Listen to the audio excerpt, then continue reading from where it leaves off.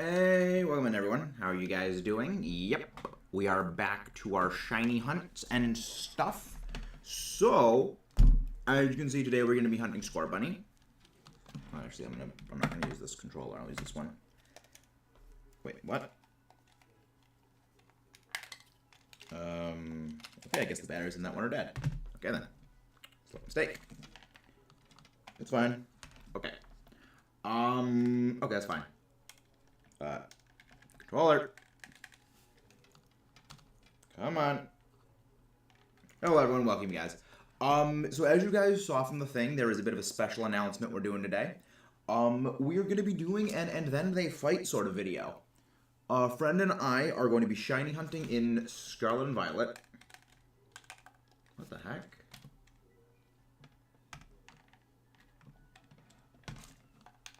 The heck is going on? Why? None of my controllers are responding.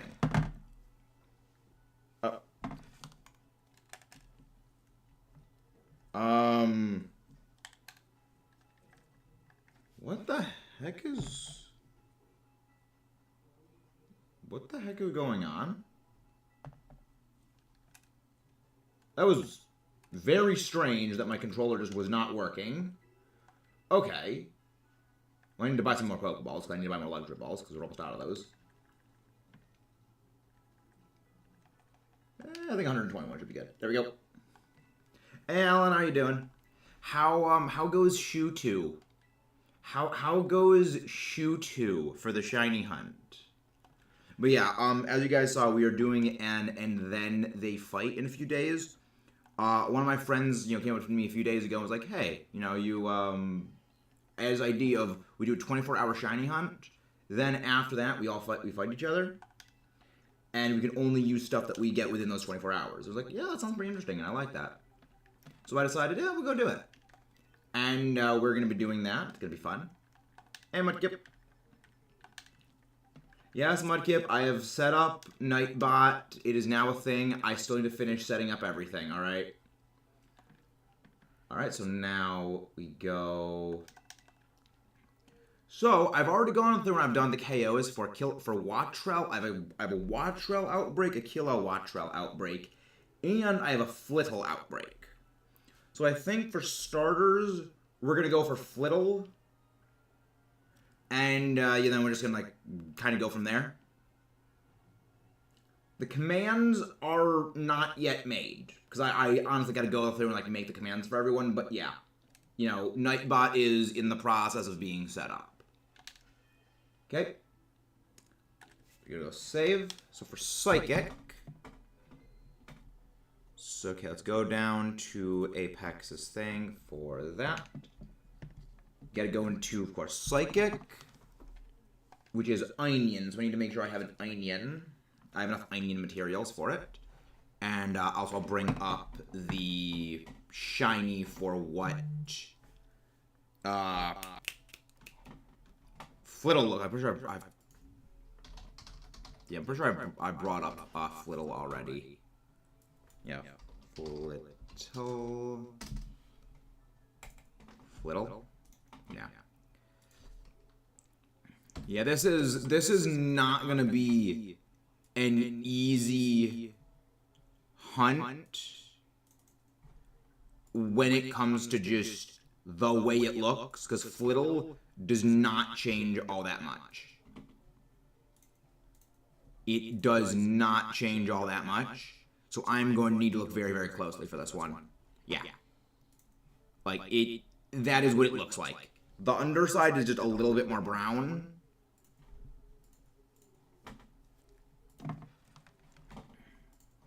There we go. Okay. I'm pretty sure I should have onions. So it's a pickle, cucumber, and then 3 things of onions. Pickle. Oh, I need more onions. Okay. Good to know. Okay, then just go and I'll... Well, depending on what I have, I might as well just go for Wattrel then. Flying is prosciutto. Okay, I'm pretty sure I have prosciutto. Okay, yellow pepper. That's actually good, because electric is pretty much the only thing that's there, and I wouldn't want to phase in a bombardier. Yeah, that's fine. That should be fine. I know, Mudkip, I will get the bot commands eventually. I will get the bot commands eventually, Mudkip. Oh, really? They can? Okay, so... That's good to know. I did not know that.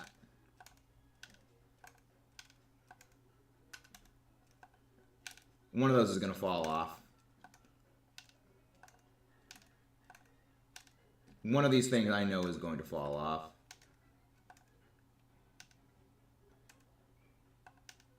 That goes there. And bing. So actually now we're said we are hunting Watrel because I don't have any onions. Did I save Watrels already somewhere? I'm pretty sure I saved Watrel already somewhere in here. I did not. Okay. I need to go and fix that then, so we can go to Watrel. I'm at a cave. Why is it?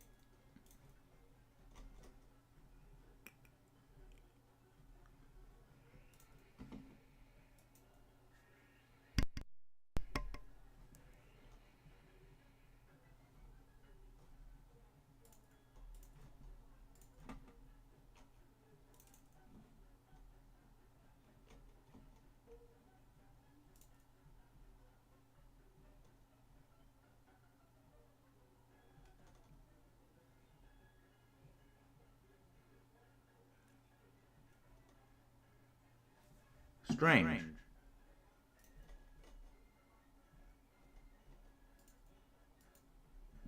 That shouldn't be doing that.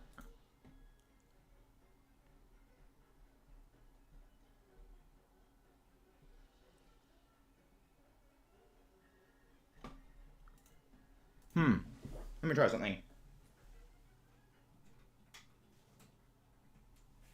It should not be doing that. Okay, that's... Technical difficulties.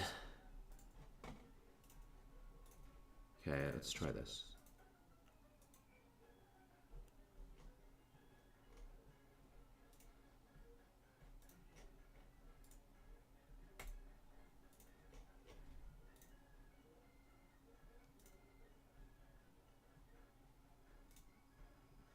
Is that working now?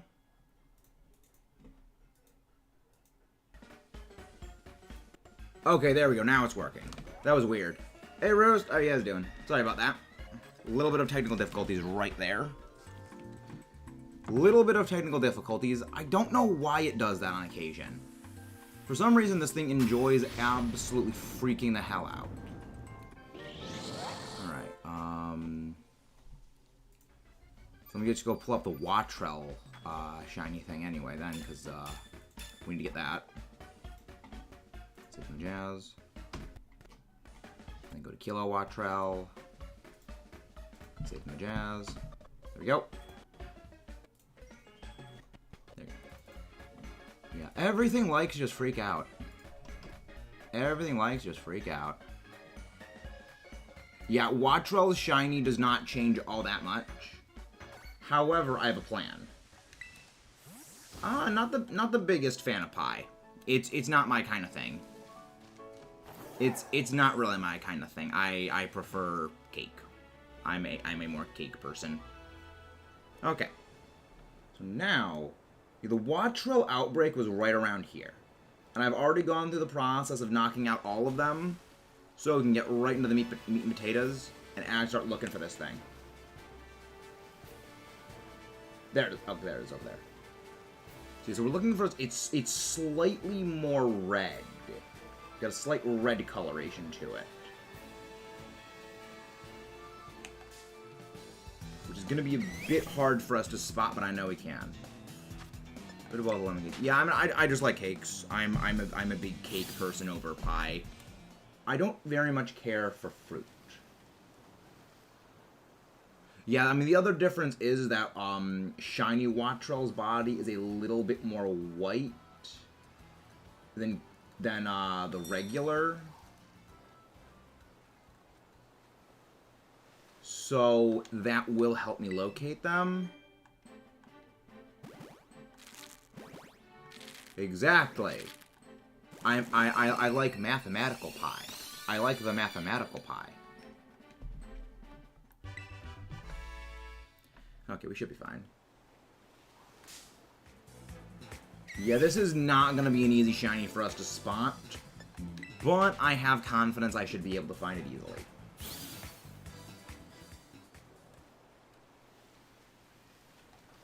I got a plan. I have a plan.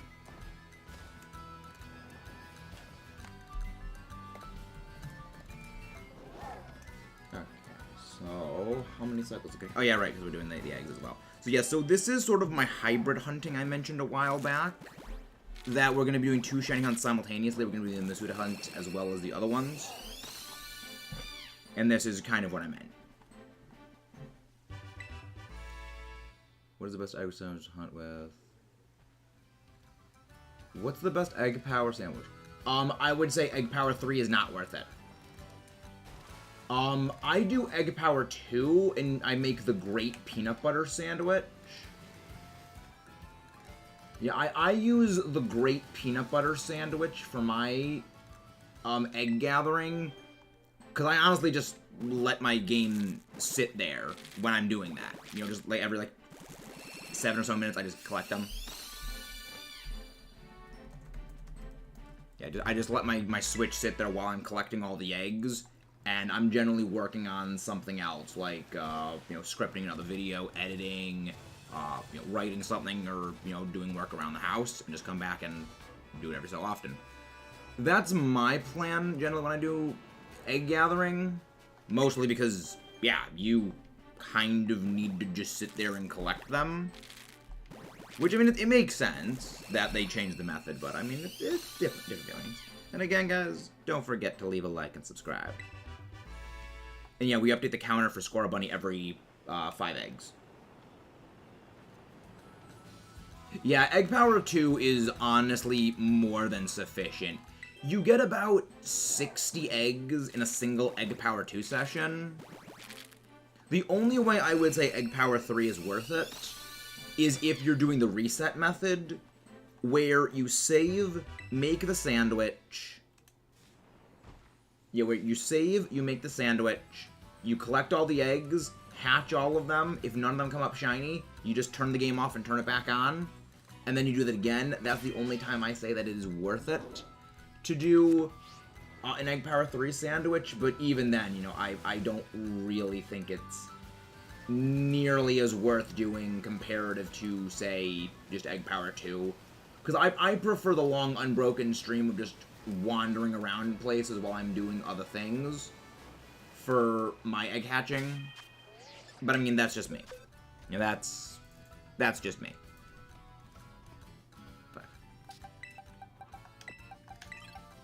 But yeah, so we are going to be doing our Scorbunny hunt in conjunction with the other ones. Not just peanut butter. Yeah, it's peanut butter, banana, and butter is what you need for it. You need one of each, if I recall correctly. And that just gives egg power 2. But you do need to remember to take the eggs every couple of minutes. Because I believe there is a cap for the number of eggs the basket will hold.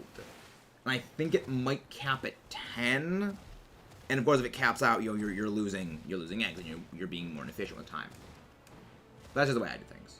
And again, guys, don't forget to leave a like and subscribe if you haven't done so already.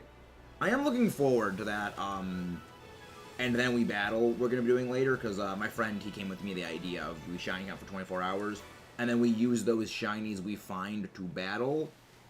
There's a few special rules for that fight, because we decided, yeah, we are doing singles for the battles, and, you know, the other thing we did was, he knows I'm not a big fan of Smogon. Okay, that's not shiny. He knows I'm not a big... That one?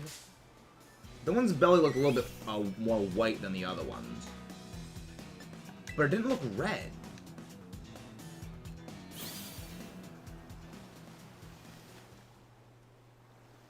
Yeah, that's the only hard part, is, like, the belly on the shiny is a lot more white The issue is, though, the lighting can throw that off.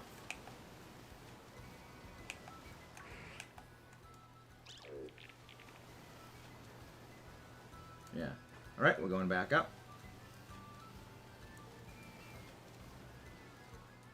Is that one? No, it's not shiny. Hey, Agreed. I hope you're feeling better. Test. Oh, you're testing it. Nice. Okay, good. I'm glad that you can finally set up commands in Mudkip. Yep, we are shiny hunting Cherry. We are shiny hunting Cherry. Guys have a shiny at Mimikyu. You should look at the cheek he's got. I mean, I'm gonna be Masuda hunting for my Mimikyu shiny. When I get around to shiny hunting Mimikyu, I already know I'm Masudaing for that one. Now I already know my plan for that one. Budget Zapdos. Yep. Budget Zapdos. Yeah, Mudkip, if you do that, I actually will unmod you if you do that with bot commands. I will remove your mod status if you do that, Mudkip. I would recommend taking a hot shower, because that generally helps me when, like, my neck is stiff.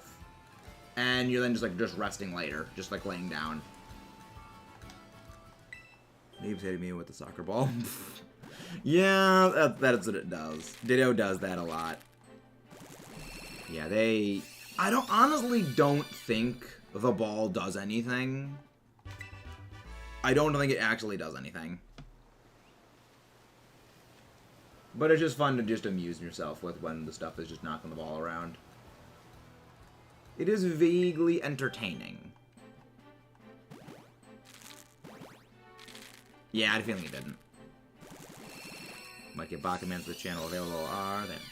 Yeah, I'll need to go and figure out how to do those commands later, Mudkip. But yeah. Wait. That one's belly looked a lot brighter, but then again, it could just be the lighting.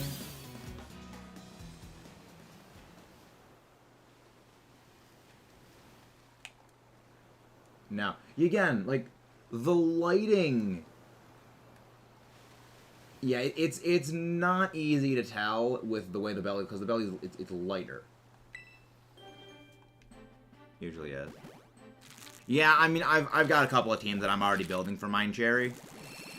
Yeah, I know it is a reddish-brown, but the lighting makes it a little bit difficult to tell, because it's you know, that nighttime into daytime lighting where the colors change. Like, I like how they do have dynamic lighting.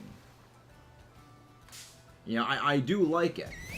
But for something like Wattrell, it really doesn't change all that much. It is a bit difficult to notice. I think in the Danzo Tatsugiri with Toxic Orb Annihilate, yes. Interesting. Anything else the lineup, or just those? So you are going for a doubles lineup. Good, I respect it. I like doubles. My preferred battling format. My preferred battling format is doubles. Well, I mean, Slam and Salazzle are very, very contrasting normally. I mean, that's not really a fair comparison because they were intelligently designed.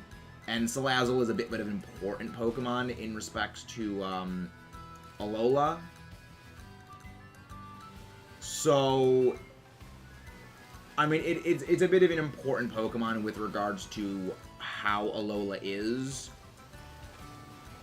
So, you know, whereas, you know, Wattrell is kind of a generic normal type, not a generic bird. VGC lineup, I think Hydreigon, maybe Grimmsnarl, fine. I like that idea. I'm liking that idea. To doubles, Snow Palafin, and Chi-Yu counter building. Presently Chi-Yu is banned. All of the legendaries are banned. Yes, every legendary and paradox form is actually banned. Hey Jai, how you doing? How you doing, Jai? Hope you're doing good. Nope, not shiny. Oh, you mean doubles showdown? So you mean showdown doubles OU? Yeah, VGC Series 1, all of the legendaries and all the paradox forms are banned. So that means your team would not be usable in the actual games because the Chi-Yu and all the other ones are banned. I mean, I still say that they overreacted with banning them.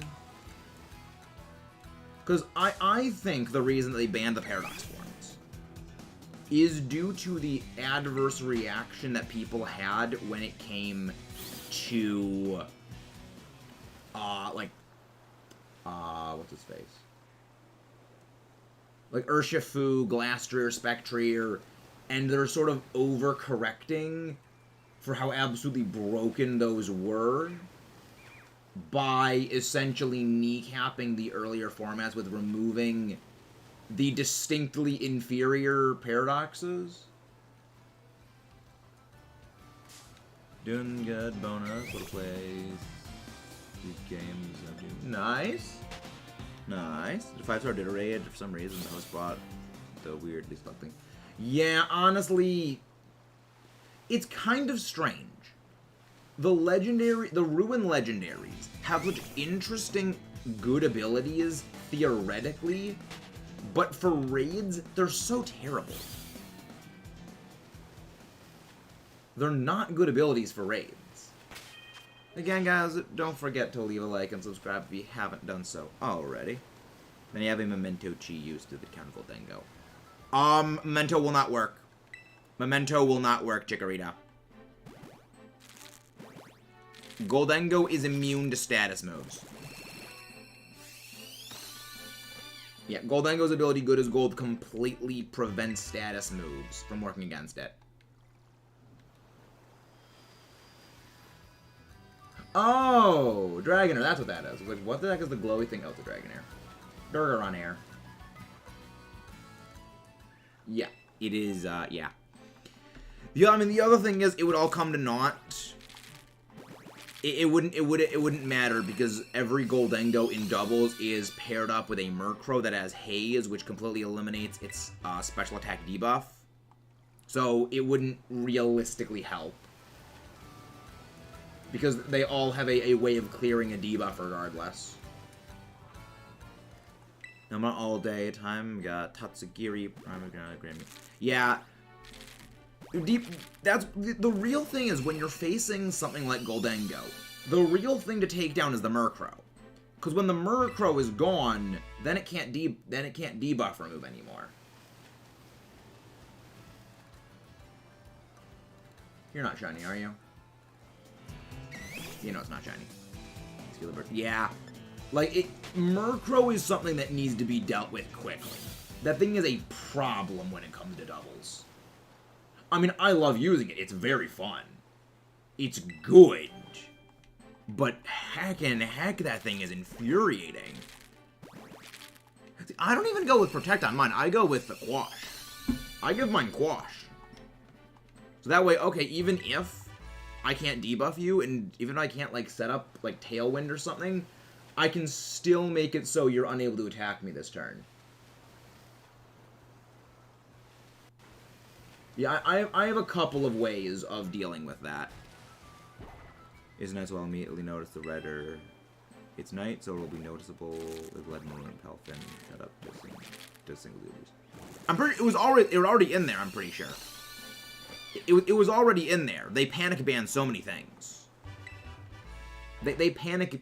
I'm pretty sure that thing was banned like within the first week or so of Scarlet Violet's release. It's one of the reasons I don't really like Smogon is that is a panic ban. Now it's yeah, I thought it was banned for a while. So is that a recent one? I could have sworn that was that had been banned for a while, or maybe it was like it was talked about being banned for a while.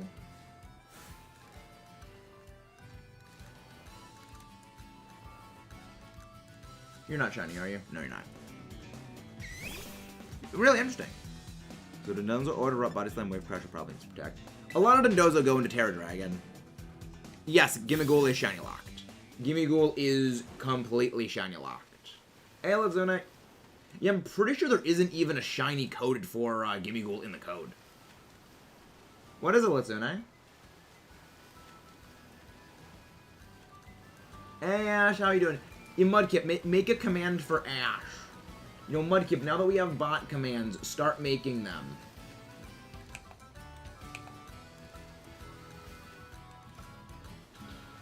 How you doing, huh? Hey, nice! I also have a shiny Gulpin. I also have a shiny Gulp, Jakey. That was actually the first shiny I found when playing this game. I got that day one. Full odds, wasn't even hunting for it, just stumbled upon it randomly. That was a fun time.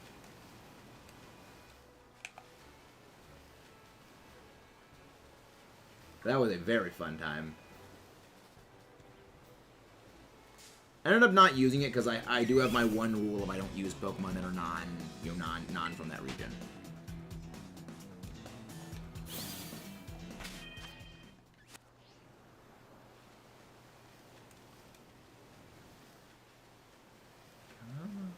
Honestly, I feel like doing the Wattrel raid over the water is worse than doing it on land.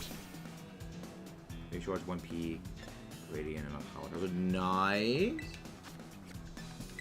Glad to see stuff did well. Yeah, mine did very well as well. We went up about 1,200 in a single year, which is great. So we quintupled in size. So we quintupled in channel size, which is good. Those projections bode very well for the following year, assuming we still have that same kind of similar levels of growth thing. Which I mean is good, considering that for 4 months, considering that for 3, 4, considering that for 1/3.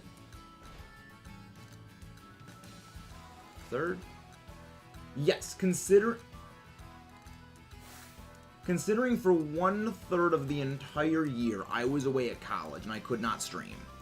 I would say going from 1,000, like from like not 300, going from like 373 to 15,000 to 1,590 in 1 year, I would say that is a very good marker of progress.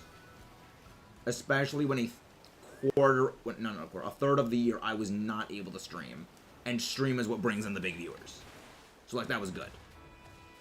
Pull the Rayquaza Gold VMAX of 2 packs of Gyarados. Wow. That's insane. Oh Nate, what's your Scarlet team? What's your Scarlet team gonna be, Chikorita? And now we go back down. Let's get back to the Wattrel hunt. Come on, Wattrel. Honestly, this is gonna be annoying. It's currently in a picture frame, so you're nice. Honestly, yeah, that's one you frame instantly. Like that is a hard instant frame. That is an instant frame right there.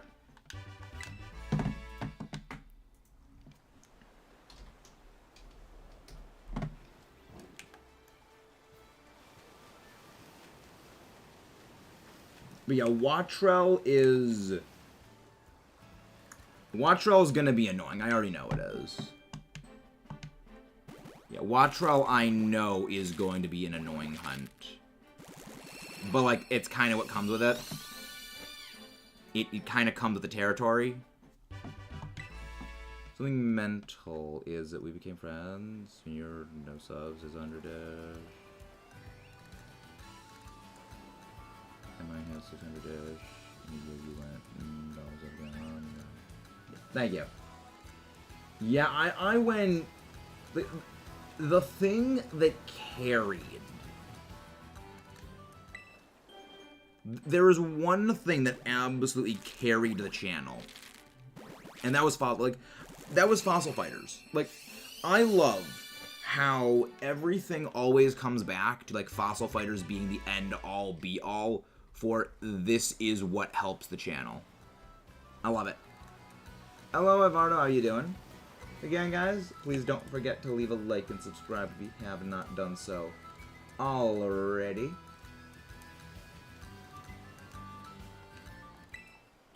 Can you do a? I'm not sure what you mean. I mean, I'm making sandwiches right now for my shiny hunting for them.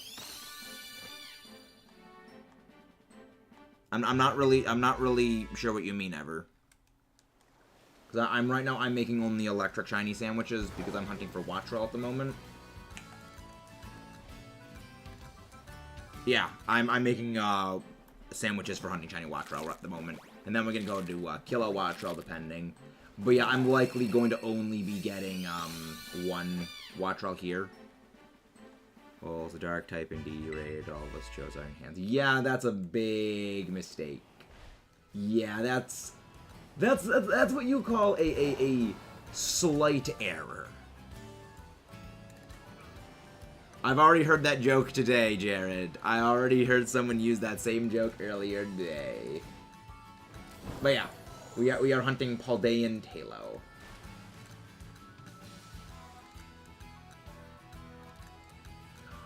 Like I don't think we've missed a shiny one yet because the belly is a lot lighter. So I think I would definitely notice it. No, it was someone else. It was not you, Jared. There was another person.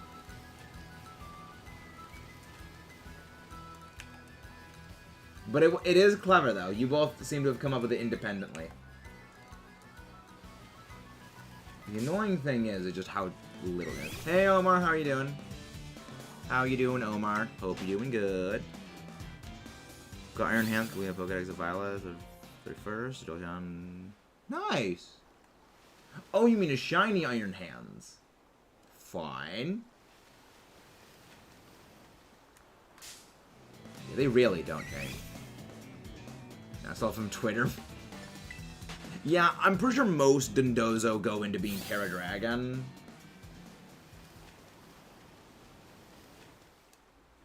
Because I remember I was told that you want to make I wanted to make my Gastrodon Fairy to counter Dragon Dondozo. Yeah, I remembered that, and that's why I was like, oh yeah, Dondozo goes to Dragon. I just find it hilarious how, yeah, Tatsugiri, its whole function on the team is to sack itself to make Dondozo more powerful, and then it isn't even really the Dondozo that is the main play for damage. The main play for the damage is you bring in the Co-Star Flamigo, and then that starts ripping things up. I love it. It's like, yeah, no, it's terrifying. It's horrifying how good it actually is.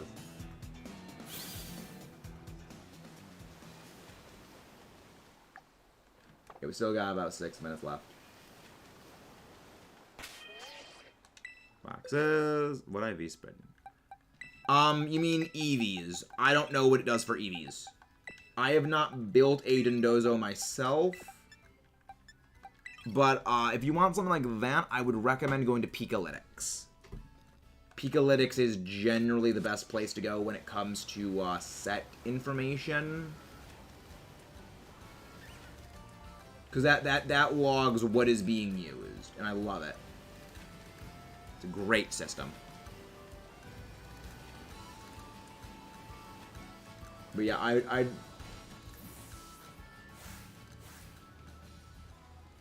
You're not shiny, are you? You know you're not. But yeah, I'd recommend you go look at Pikalytics for that. Because I wouldn't know off the top of my head. Nice. It's always good when you get your stuff evolved. It's always good when stuff gets evolved. Thinking about saving my bottle cap. Side case, you never have trained for anything. I mean, you can buy bottle caps in this game. So if you ever need bottle caps, you can just go to like Chansey Supply and just buy a crap ton of them. Never really feel like you need to save up for them because you can just go and buy them like absolutely crazy. I love it.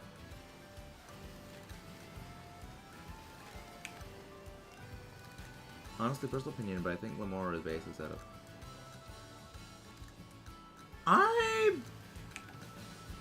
Interesting.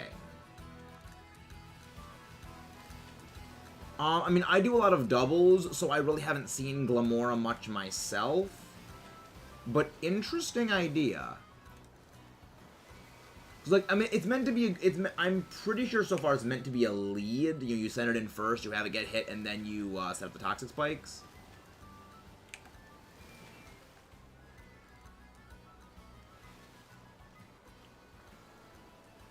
But as for setup, I haven't really seen much setup for it yet. My team is on level 40. It's time to grind. Yep. Yeah, that's always the thing, is you just gotta level up. But if you want to level stuff up quicker, I would recommend doing, like, Terra raids, and then using the candy from, like, level 2, level 3, and level 4 raids, if you can beat those, to level up your team. It's a lot faster. It is a lot faster to do that. My raids, so I still got Deli Bird raids too. Nice. I'm pretty... So wait, did you not do the Cinderace raid, Cherry? Did you not do Cinderace raids? Interesting. So, that's dedication right there. Hey, Andreas, how are you doing? Come on, my mods, please go grab Andreas' thing. Toxic Debris, Toxic Play, Stealth Wax, Play, more spins, quick start, damage, other person Pokemon, Ingrid Hazards. It is an interesting Pokemon. Okay, so it's a, you mean a hazard setter, because that is a hazard setter. Setup means something very different. Setup means, like, stat boosting. It is going to be Tatsugiri, Amoonguss, Endure Tatsugiri, then Spore, switch Amoonguss into Dozo. Interesting. Yeah, but if you're Toxic Orb, then if you use Endure, if you get hit, then you're done. Pain Fickle. Yikes. I mean, one of my friends got you beat on that, though, Andres. One of my friends went to almost 2,000 eggs before he got his shiny Fuecoco. Insert my pain is greater than yours. Like, my pain is greater from Naruto right there. But again, guys, don't forget to leave a like and subscribe if you have not done so already, you wonderful, wonderful people.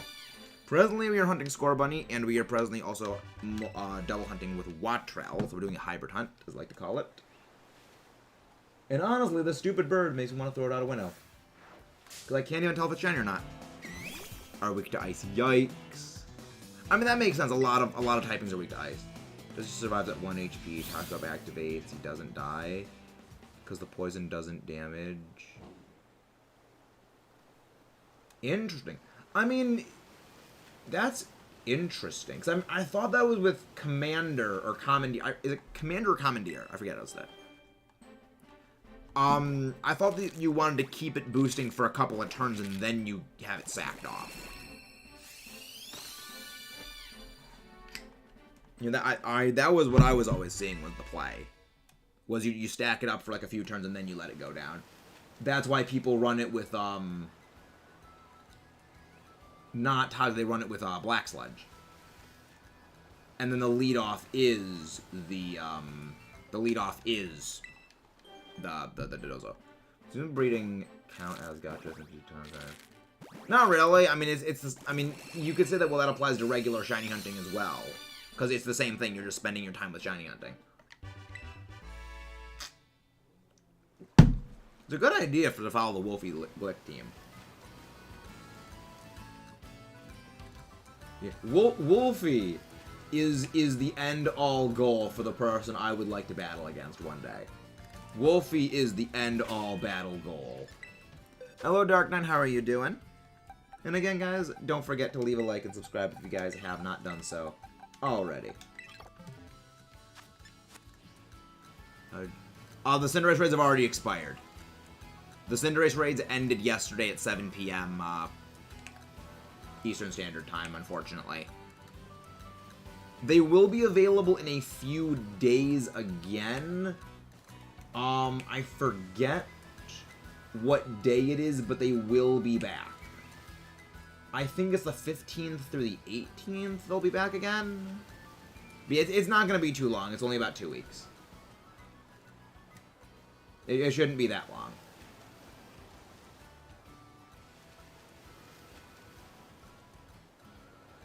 So what do you guys think the next raid event battle Pokemon is going to be?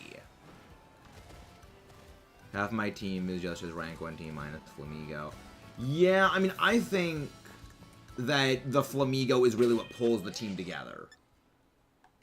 You know, I think that the Flamigo is very pivotal to that entire lineup because you want to stack up as many boosts as possible, then you launch into just punching stuff with the Flamigo. Yeah, my expectation was actually a bit close to that with the Chisholm with Dark type. My expectation is going to be it's Delphox with a Dark typing. Either Ghost or Dark typing Delphox is my expectation. But, I mean, we don't know yet. You know, that's what I'm at least expecting. Because, like, we know already that the Colossian starters are going to be returning in the DLC. Their coding is already in the game. So that is what my expectation is. Also, wow, in the shade, these cucumbers look like they're freaking radioactive. These cucumbers look absolutely radioactive in the shadow. I love it.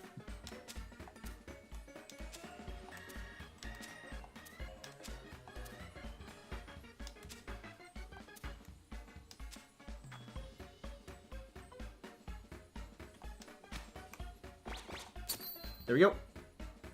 Can hope for Swampert. What do you mean, Crestalia? What do you mean? But yeah, like, the Colossian stars are already in the thing. Because that's the thing that I was being told to use. And they're not like they're expensive, Jared. I go and I do a whole bunch of the not the Galarian Star Tournament. The Academy Ace Tournament every single day. So it's like I get money back. It's like I don't need to waste the money. I'm okay with like losing a couple of money. I'm fine. Beginning. Yeah, they are freaking radioactive cucumbers. They are radioactive cucumbers.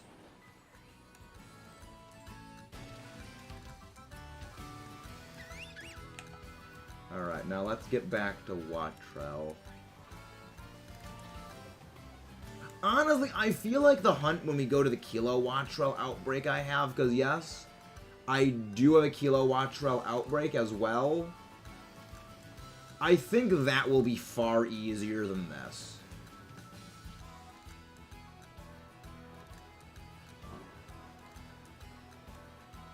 I honestly think that won't be just significantly easier.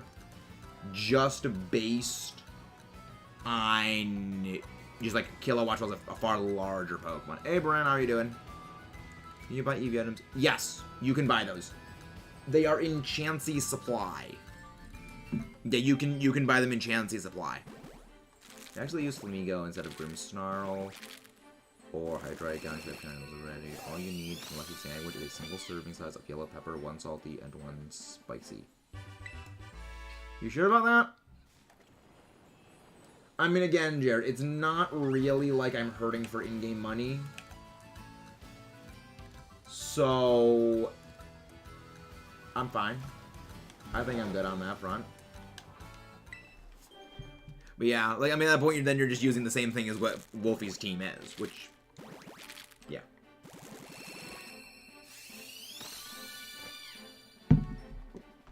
Yeah. Yeah, I mean, there's definitely a logic to using Wolfie's team. True, but less ingredients equals easier, faster to stack. That is true, but it's not necessarily hard to stack these. It's just the order of placement I just need to get better at doing. Give me a Teensy Power. That gives me Teensy Power instead of Wolfie's team.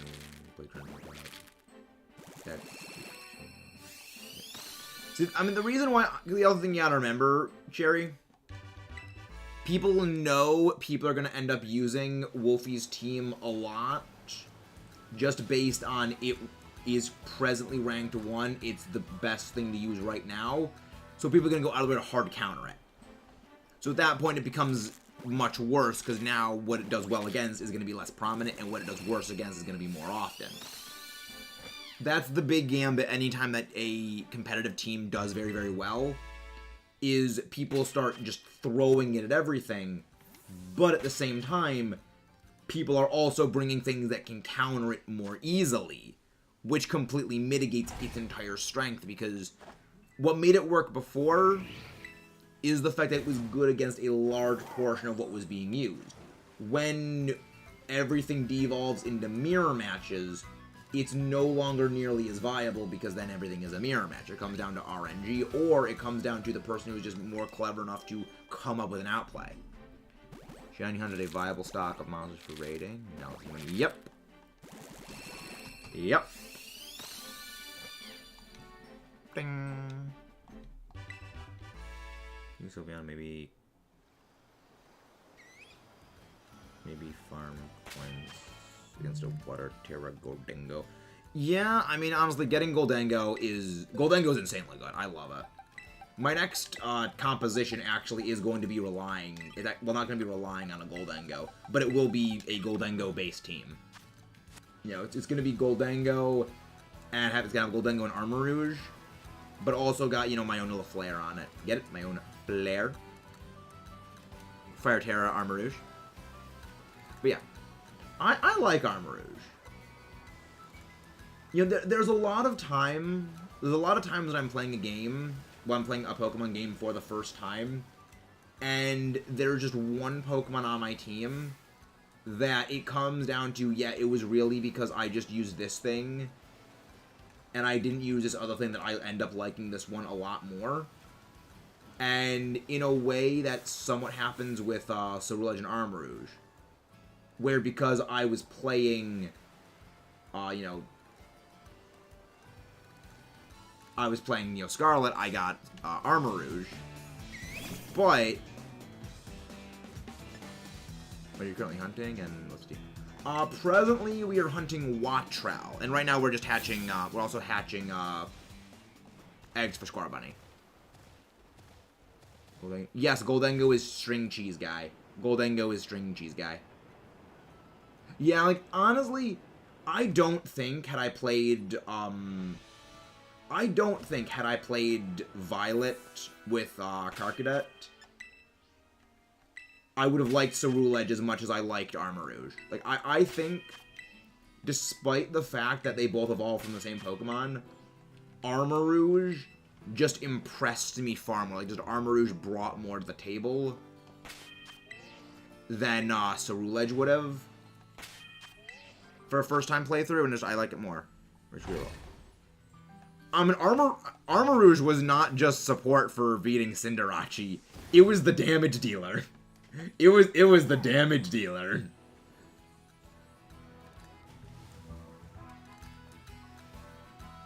Was that the shiny? Ah, that one looked off. It looked off. I mean, when I play a game for the first time, I just put together a random team of stuff. Because I played the game blind, but I do a lot of competitive. So I'm putting together my competitive teams as well. And when I do competitive, I put together a team of what is competitively viable. Yeah, we had a team composition that we used for beating Cinderace. You know, me and some friends, we specifically got together, formed a group, and we carried out the exact same plan over and over and over and over again to beat our Cinderace raids. Whereas, you know, a lot of other people, they just went, like, solo Slowbro. We did a coordinated thing to do that, because we all made a fighting sandwich for fighting rewards, then hopped into a raid, and then we did that, and that's what we did. He has a lot of good rewards. He has a lot of good stuff. God, Kilo Wattrel. Wattrel, you are such a pain in the ass to hunt.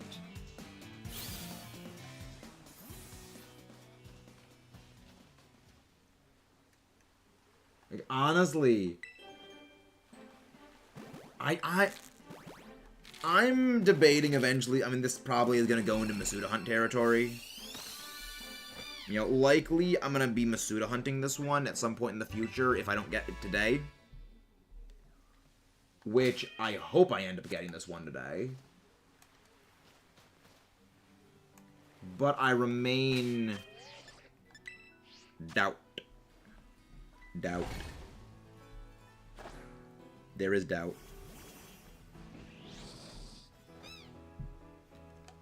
Here we go. Done. Beginning.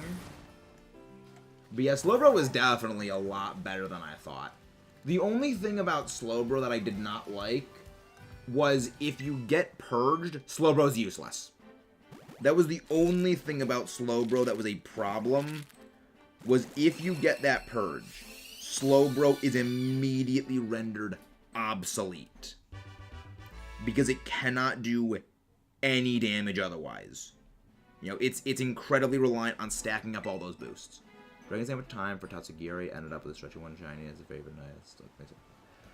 If you're looking for a specific one, I would say you're better off doing a Masuda hunt, because it will only result from that form producing the egg. So if you do eggs with the stretchy form, you'll only get eggs of the stretchy form. So that is, if your goal is to get a specific form, I'd recommend that one. The other thing you do have to remember, Cherry, each of the 3 forms does give a different stat boost to Dondozo. One gives speed, one gives attack, and one gives defense. So if you are going to be doing a hunt and you're doing it for a team, you may want to consider that.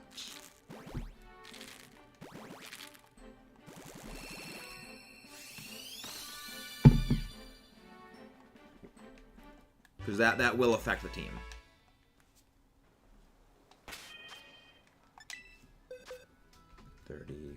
Choosing stretch fail in those situations. Yeah, it's you need a specific form.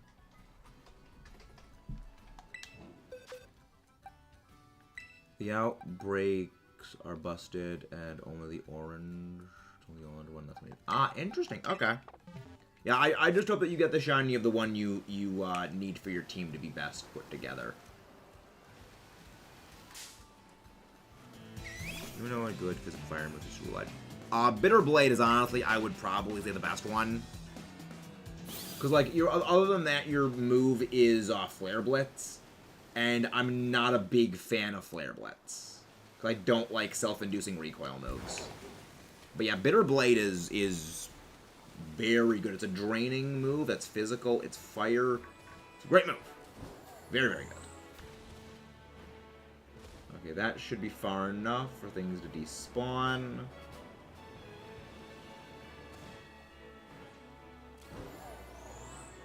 Yeah, that's probably the best way to do it, is just getting eventually all 3 of them. That's probably the best play. And again, guys, don't forget to leave a like and subscribe if you have not done so already.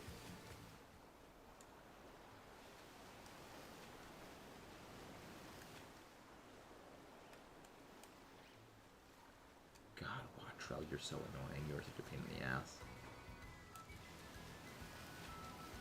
I mean, I wouldn't be surprised if we have already bypassed a shiny. I would not be surprised.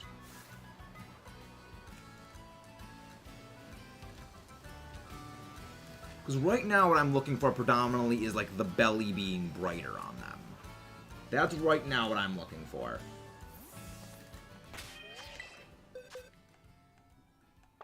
Yeah, that's the reason why I don't like, there are some recoil moves, like, there's some Pokemon where I will use a recoil move. Like, you know, for my Incineroar, when I was playing, VGC Ultra Series, I did use Flare Blitz on it. Reason for that was, like, that was the best physical fire move it got. And I needed that in conjunction with something else for, you know, damage. You know, that was specifically for Xerneas, where when it was fighting Xerneas, that was necessary because it's freaking Xerneas.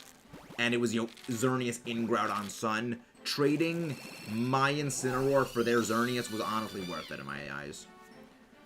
But, you know, other than that, if it's not necessary, I really don't like using it. I don't really like using recoil moves. But that's one of the reasons why, despite that I love Duralum, I didn't use Steel Beam when I used mine competitively. Is that just the damage you are taking is way too much.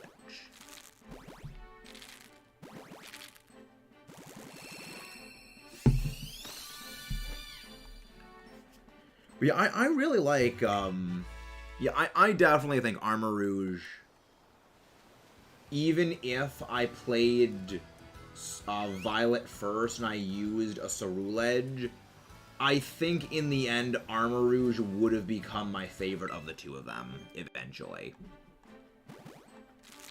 I mean, because I've mentioned this a lot of the times before, but generally, this is not always applicable. As when we get into the top 10 favorites series, which those I'm working on those at the moment, you will see that despite most of my favorite Pokemon being my favorites because of, you know, battling and just experiences with them, there's a number I like just because I like them. Terra Shards are used for changing a Pokemon's Terra typing. You need to get 50 of them, and then go to the Treasured Eatery, that place you fought Larry at. Talk to the cook by the thing, and they will change your Terra type into the Terra typing you want. It's kind of annoying, but it's the way that you change Terra types. Yeah, better typing, better... I don't necessarily think it is strictly better typing. I think it's predominantly better moveset. You know, I think it is largely the better moveset because it's a psychic type. And it is the only user of Expanding Force. You know, you're the only Expanding Force user in a metagame where there's really not as many dark types. You know, you're the only so the only thing that it gets Aura Sphere. Like, its moveset is just far better than what Ceruledge Edge has. You know, you've got Heat Wave.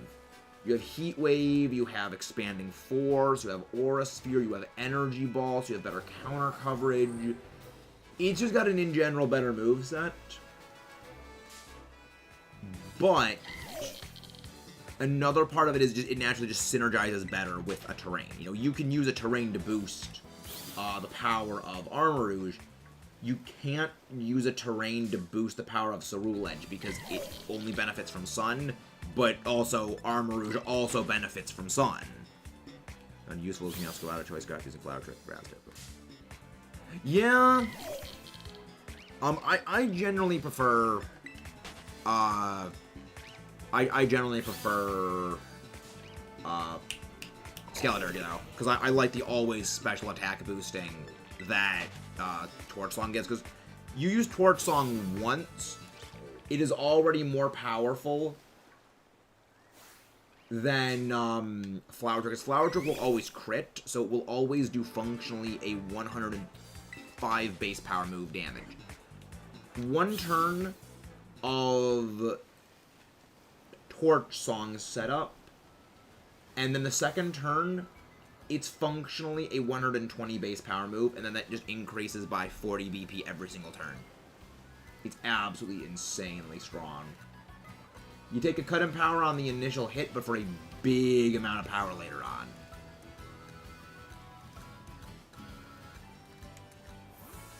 And especially in Terra Raids, that is fun. But yeah, Meowscarlet is very good in doubles.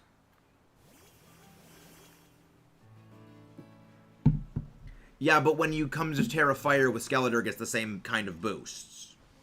You know, it's the same kind of thing that is being applied for Skeletor. You know, multiplying something by, well, basically doubling its power with this Terra-type bonus, you also double the power for Skeletor with Torch Song as a same attack bonus. So it's the same kind of effect being happening. When you multiply two numbers by the same factor of multiplication, the bigger number initially still ends up being the bigger one later on.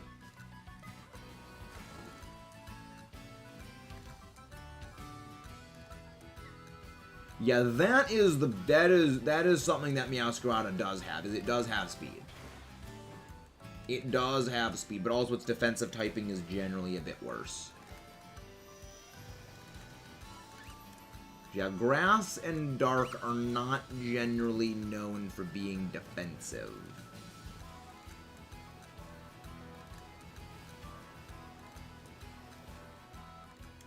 Where the freak is this Wattrell? Come on, Wattrell, just be shiny already.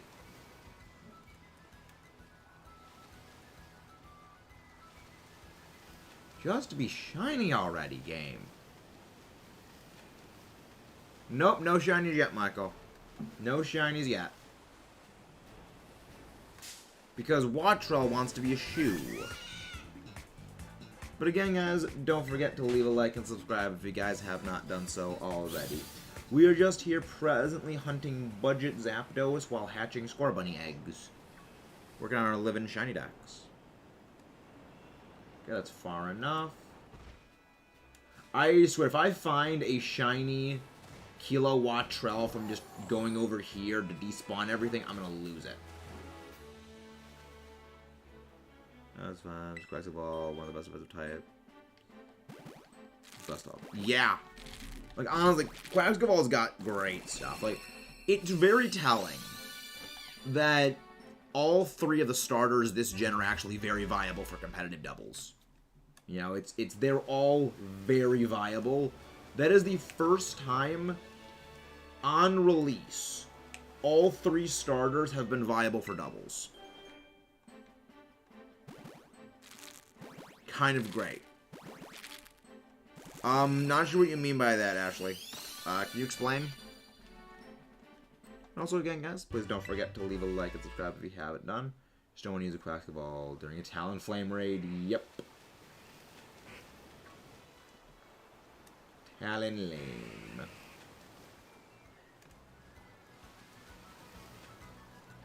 What the frick is this thing? I also call it Talonflame as well. I've always called it Talonflame. My Xbox stops getting to it. Yeah. That's what makes it very good. That's what makes Quaxcaval very good. But it needs to get that snowball going. Because the main issue that Quaxcaval has is it needs to pick up a cheap, easy KO. If it can't pick up that KO, it's going to start falling off pretty hard. It's going to get out-damaged by other things. It might be able to outspeed stuff, but it can't outdamage them.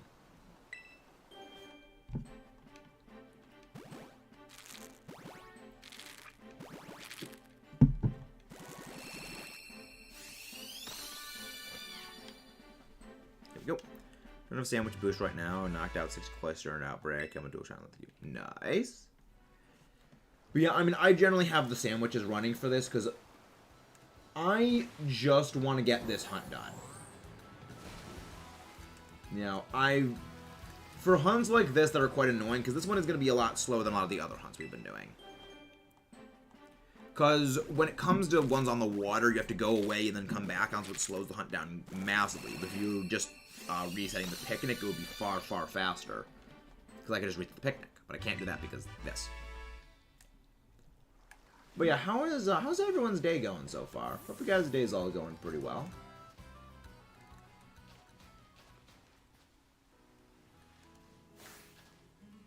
You're not shiny, are you? You know you're not shiny.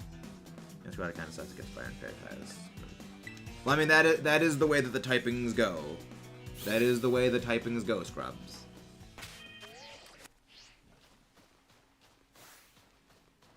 That is also the reason we will never see a Dragon-type starter. And Mega Evolutions do not count.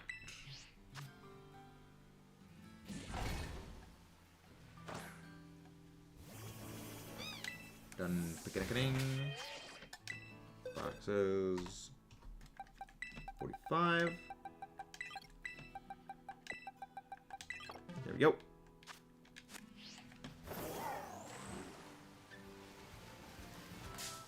Come on, give me my freaking Wattrell.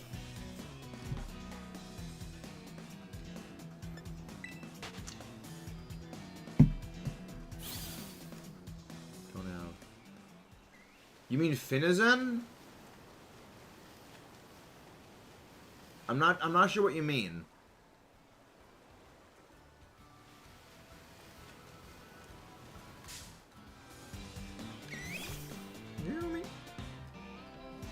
Goomy.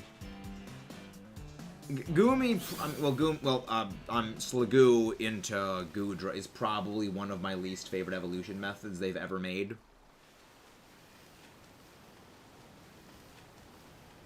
It's honestly my least favorite way, one of my least favorite ones.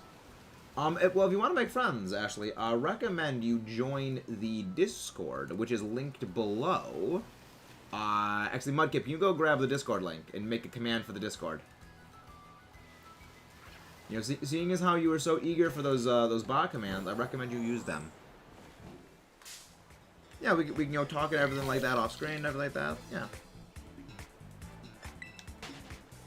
There we go.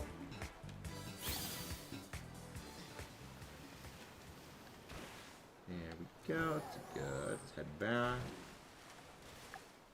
We've still got a couple minutes left on the timer.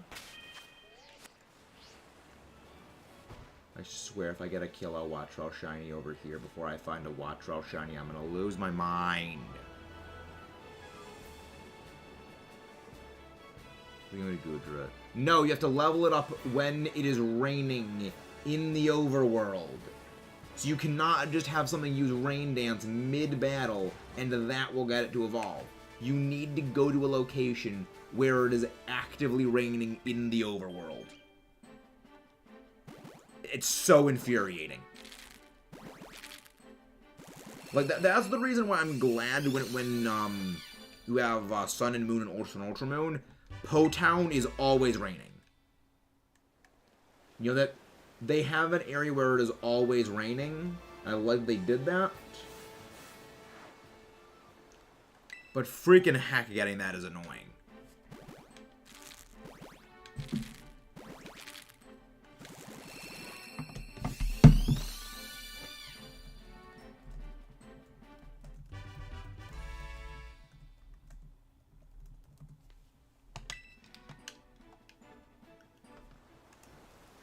Yeah, it's like King Gambit.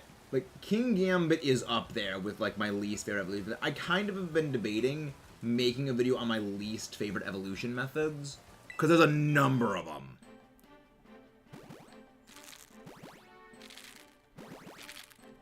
You know, like, there's a number of my least favorite evolution methods. I would probably say number one on that list is King Gambit.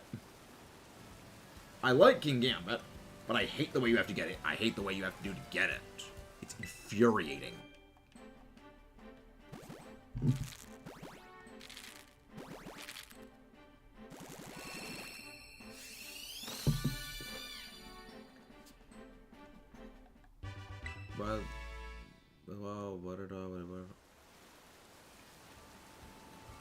Surfetched, I kind of like. I like it how you evolve it because it's get 3 critical hits in a single battle.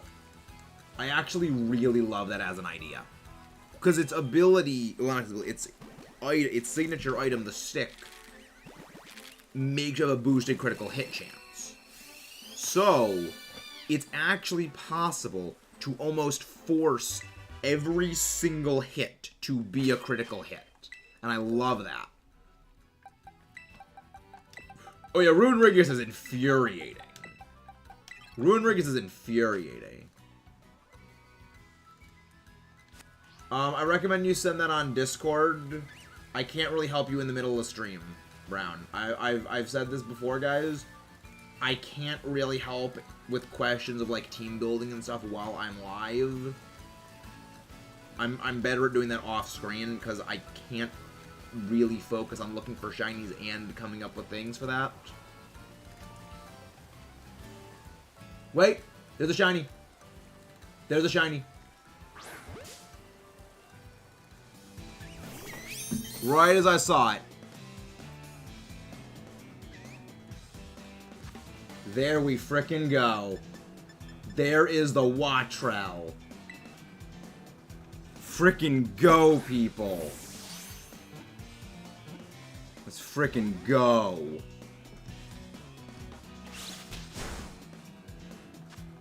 Absolutely frickin' go right here.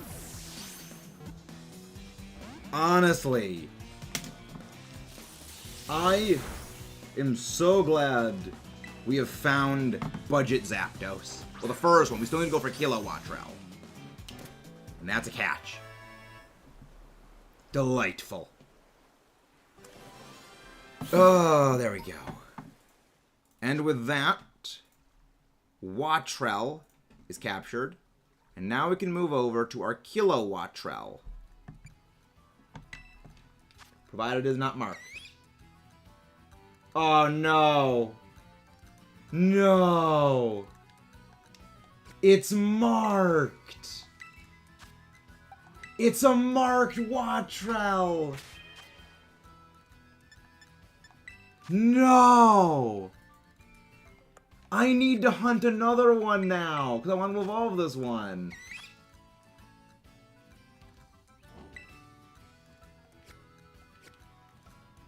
No! You know what? I'll Masuda breed for it. I'm just gonna Masuda breed for the other one. I'll just Masuda breed for it at this point.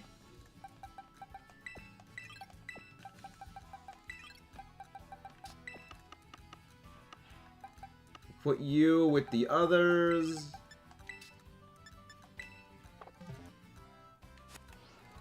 I mean, I'm glad that I noticed it. The sociable mark. It is Wattrel the Sociable. I got a mark shiny. My shiny was marked.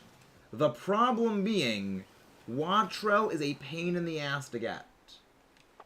This Wattrel is a pain in the ass to find. So, yeah. Yeah, but I like having my shinies be marked. I like it when my shinies are marked, especially considering ones I'm going to be bringing into battles. Especially considering I'm going to be bringing them into competitive battles.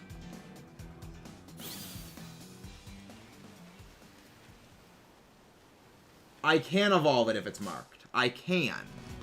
It is, I like my competitive grade ones to also be marked as well.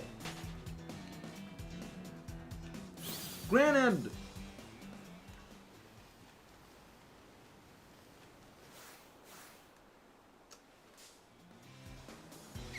you know what? No, I'm not dealing with it. No, I like my shinies being marked. But honestly, I think it'll be easier if I just shiny hunt Kilo Wattrel to get a mark. I honestly think that's just going to be easier to do. Because it's not worth it. Yeah, because Kilo Wattrel is a little more visible when it comes to the shiny.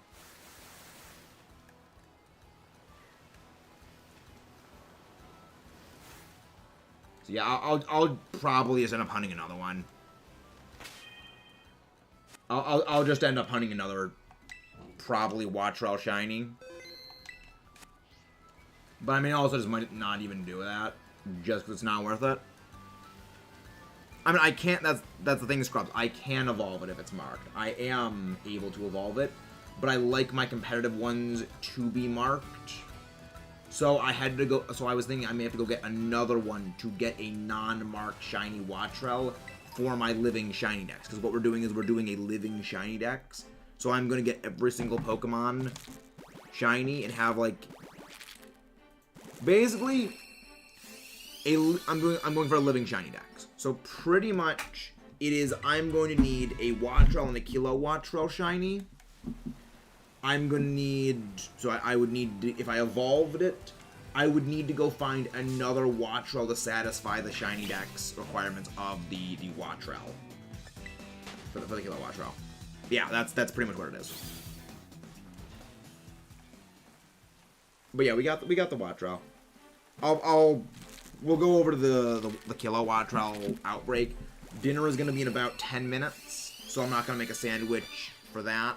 We're just going to go hatch some eggs in the meantime. Actually, we'll go hatch some eggs. And we will hatch eggs in addition to just, like, resetting the thing. That's the plan. But yeah, again, guys, don't forget to leave a like and subscribe if you guys have not done so already. Yeah, you did leave for 5 minutes and that happened, Jared. That's why you can't leave. Because when you leave, you miss stuff. But when you leave, you miss stuff like that. Well, that's the reason why the shiny reaction is going to happen.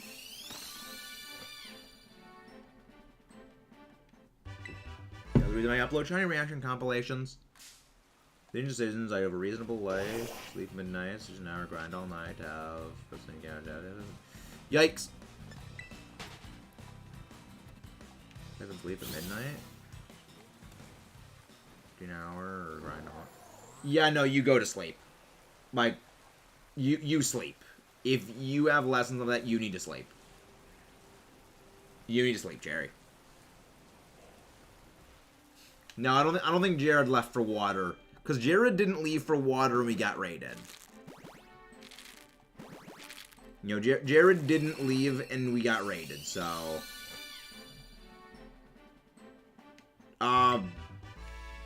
I have someone who has a Spanish copy of the game, like they play the game in Spanish, specifically to get Masuda huntable Pokemon. Because you don't really, it doesn't need to be Japanese for Masuda breeding. It just needs to be a different language. So I have a friend who plays the game in Spanish, so he has a Spanish copy. So that he gets a Spanish Ditto to send to us. And that's what we use for our Masuda hunting. But yeah, then generally that's the easiest way. You know, maybe make a new profile, trade it to a friend, and then have them trade the Masuda Ditto over to you. But yeah, there's a couple of ways. My laptop, chat, how to leave them. Yeah. Yeah, there's generally a couple of ways to get them.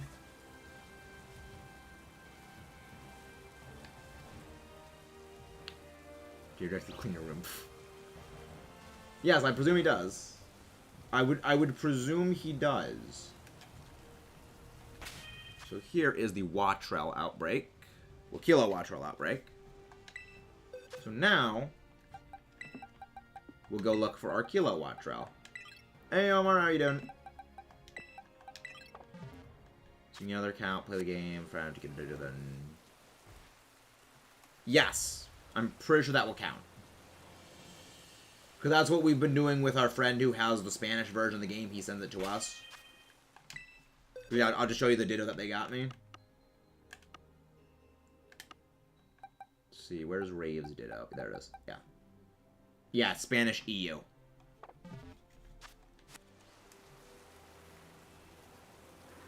That's what Rave got me because he knows that I needed that for Masuda hunting. Because I stay off of the Wonder Trade.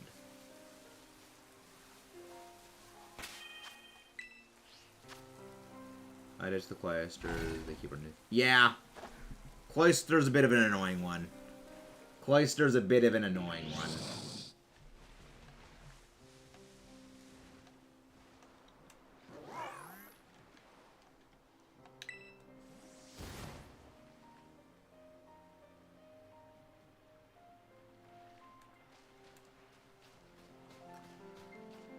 You guys remember, Mudkip? I can always delete commands if you're making too many of them, Mudkip. Just remember that.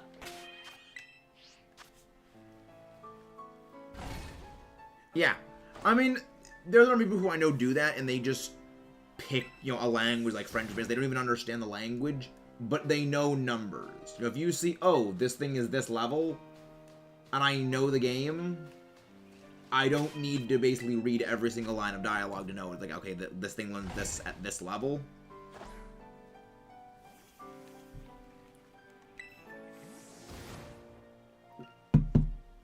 So that way, you know, it gets a bit easier. Wait, is that shiny?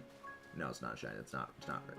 Yeah, Kilowattrell's shiny, it's a lot more visible. Kilowattrell's shiny is a lot more visible, which I like.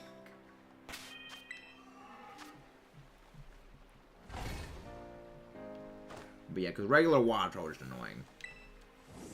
But we did get Kilowattrell, so that's good. But yeah, once I'm not running a sandwich right now, because I'm gonna have to go leave for dinner in a bit, and I mean dinner will be, you know, not that long, but it'll still waste time on the sandwich. And if I'm just gonna be resetting some spawns like this, it's not gonna be too annoying. Oh yeah, Nightbot is case sensitive. Yep, Nightbot is case sensitive. But yeah, we finally got Nightbot command set up. I didn't realize Nightbot was a website. I thought it was like a download thing you had to download. Not that it was, okay, yeah, it's just a website that just plugs in. Because I don't know programming.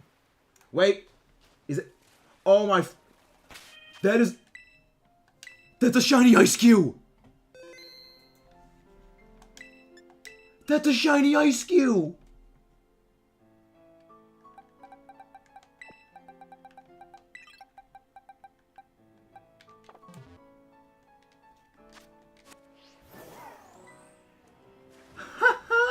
Strawberry flavored ice. I am so glad I did this. I am so glad that I did this. Ponk. He is very ponk.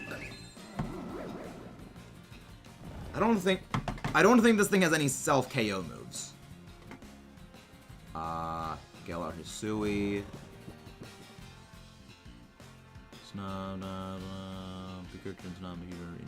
Askew. Okay, let's see. Ice-Skew, AT, Aurora Veil, Snowscape, Freeze, Dry Amnesia. Yep, this thing has nothing capable of inflicting damage. I'm so happy on this. It's strawberry flavored ice cream. It is strawberry flavored. I love it. No, it's just that's the way that the water distorts things. The water does things that look weird. The water makes it look like there's two of them because it's like double pose. But yeah. Oh, today's been great. This has been fantastic so far. I am so glad I did not make... I am so glad that I did not make the sandwich. And that I was doing just the picnic reset method like that. I'm so glad I did that. Now get in the ball.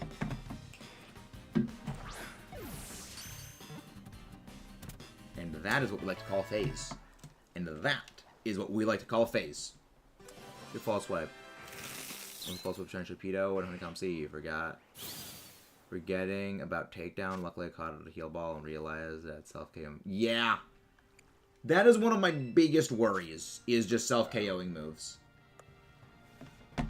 But, we got our Ice Cube. We got our Ice Cube. Also, I'm going to take that off so Dalton doesn't have a conniption when he sees that. There we go. Yeah, he doesn't want to know what any of the shinies look like. He doesn't want to know what the shinies look like until he gets them himself. For the new Pokemon. So, there's that.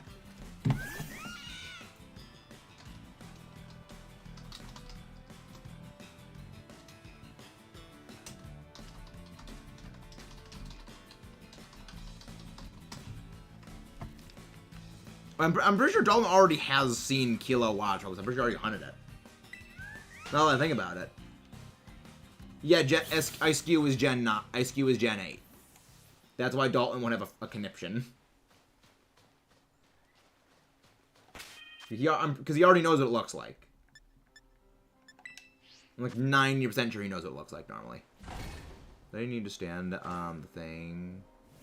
I think he can normally KO Windows.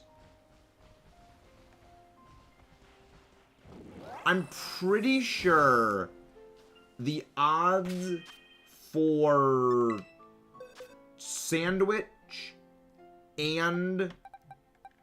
I'm pretty sure the odds for Sandwich with the 60 KOs...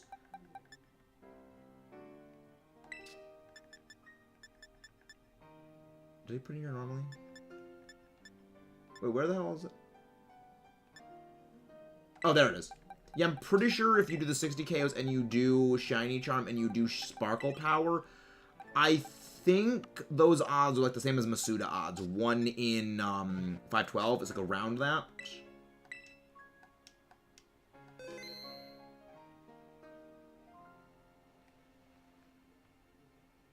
I don't really do challenges like that. I don't really do challenges like that. Unless like they're like pre-arranged shiny trades. Not shiny trades, shiny races. We actually in a few days, I'm actually going to be doing a shiny race with my friends where we have, you know, 24 hours to hunt shinies And then we have to use those to battle each other.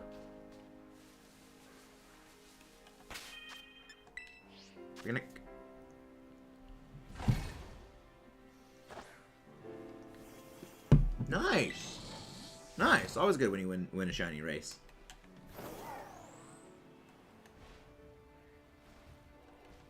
Nice. What is it? No, it does not mean a 24-hour stream. We're going to be streaming twice in that, but they're also likely going to be longer streams.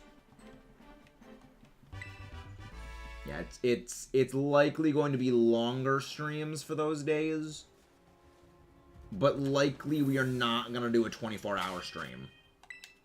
Because the thing is, I still need to battle against him later. And if I'm basically brain dead from the shiny hunting, then I am going to lose. Because it isn't really just, it isn't a shiny race in the standard sense. It is you shiny hunt, and then you have to win the battle. That is the important part, is winning the battle.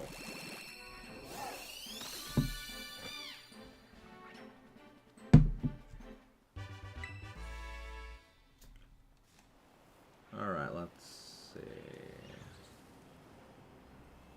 I think, yeah, there's no more Wattrel spawning. First we'll do the Scarlet Violet. I mean, I like the idea, but also we're hunting with two completely different methods. You know, we're doing two completely different methods. I am doing shiny boosting hunts. So it's you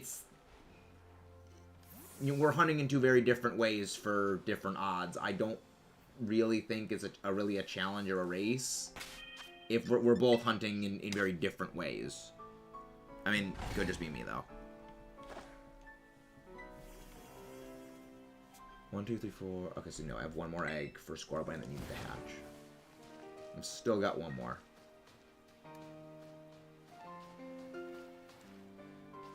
Come on. I mean, I'm not going to be surprised if I don't get Kilo Wattrel here, like, right now, because I'm not using my sandwich boost, and I've got to go in like 5 minutes, not 5, in a few minutes, and then I'm going to go get dinner. But yeah, the Kilo Wattrel was, good. I'm glad I got the Wattrel. I definitely think Kilo Wattrel is going to be far easier to spot.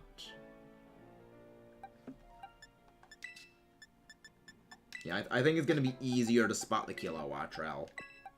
Just because it's a bigger body size, so I can see the difference more. Because you have regular Wattrel, and Wattrel is just freaking tiny. Yeah, someone got a shiny Scarlet anyways. Yeah, I mean, I've gotten a shiny Beldum back in Ultra Sun, Ultra Moon, without even shiny hunting for it, with no Masuda method, no shiny charm. I got it in 2 eggs.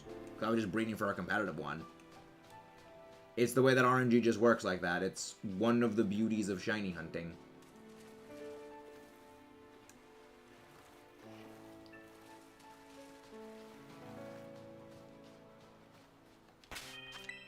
Forget it.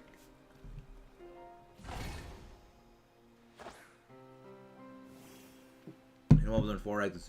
Exactly. Sometimes it's just you get lucky with shinies. It's really just down to that. Sometimes you get them very quickly. I mean, I'm over 5 times odds on Ho-Oh for Dynamax Adventures. Sometimes you get it ridiculously fast. Sometimes you get it, it just takes sometimes it takes forever. Sometimes it's just very slow. No, it's not shiny. Get shiny scissor by accident when doing raids. Yeah, like I was doing a raid and I got a shiny Oinkologne by just... It was in the raid. It wasn't a one that I joined. It was a raid that I just found while clearing out them in my overworld. Yeah, it's just, that's how RNG works. Beginning. I did 2 Scizor. Yeah, shiny Scizor is great. I love shiny Scizor. It's absolutely amazing.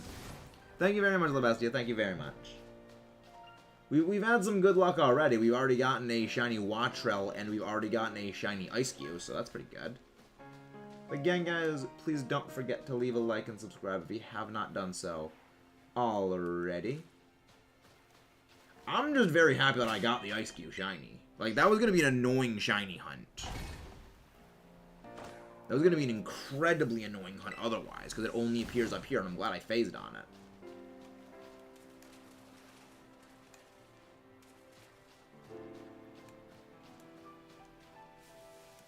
We get 3 boxes.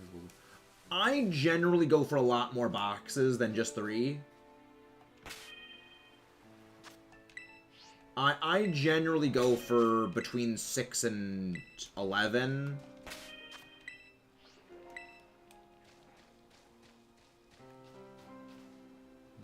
But it does depend on, like, how long you're going to be spending, like, releasing everything, so that's the other thing. I've never seen people have Scizor. That's like a favorite Pokemon. Nice. I mean, a lot of people like Scizor. Like, Scizor is, like, in that same category of Pokemon as, like, Flygon. It's a very well-liked Pokemon, but it is a very well-liked Pokemon when there's a lot of other Pokemon that are just even more well-liked. Alright, have a good day, Scrubs. Thank you very much for coming in. Thank you very much for coming in. Yeah, but it's more so just annoying to have to release everything than, you know, time-consuming. Because I know when I go through and I just, like, release all my boxes, it just takes for frickin' ever. Because I released, I think 11, this was back when we were doing the Fuecoco hunt. I released 11 boxes of Fuecoco, and just doing that in a single stretch was about 45 minutes.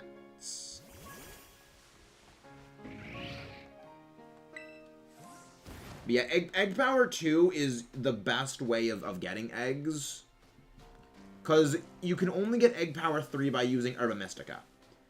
And using Herba Mystica to get eggs, I don't think is really worth it, because you don't get that many more eggs.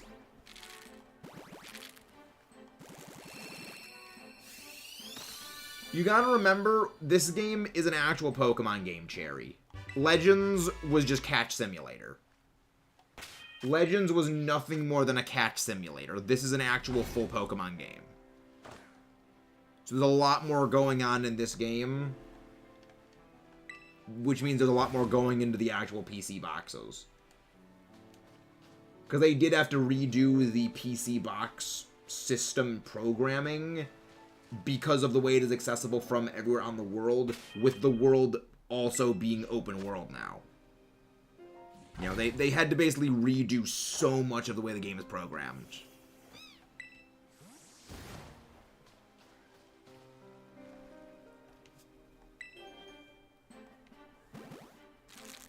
I'm pretty sure Legends is still considered mainline. I'm pretty sure Legends is considered mainline. But it's... I would honestly say Legends is less of a mainline game than Let's Go Pikachu.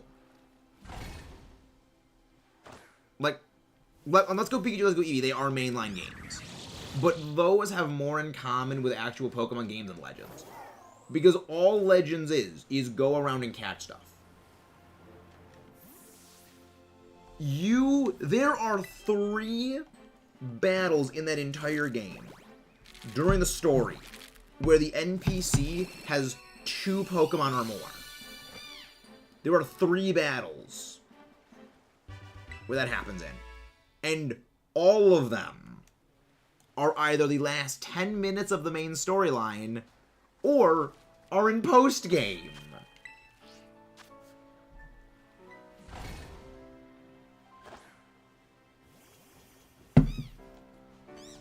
I don't think it's going to be Kalos. A lot of that is wishful thinking.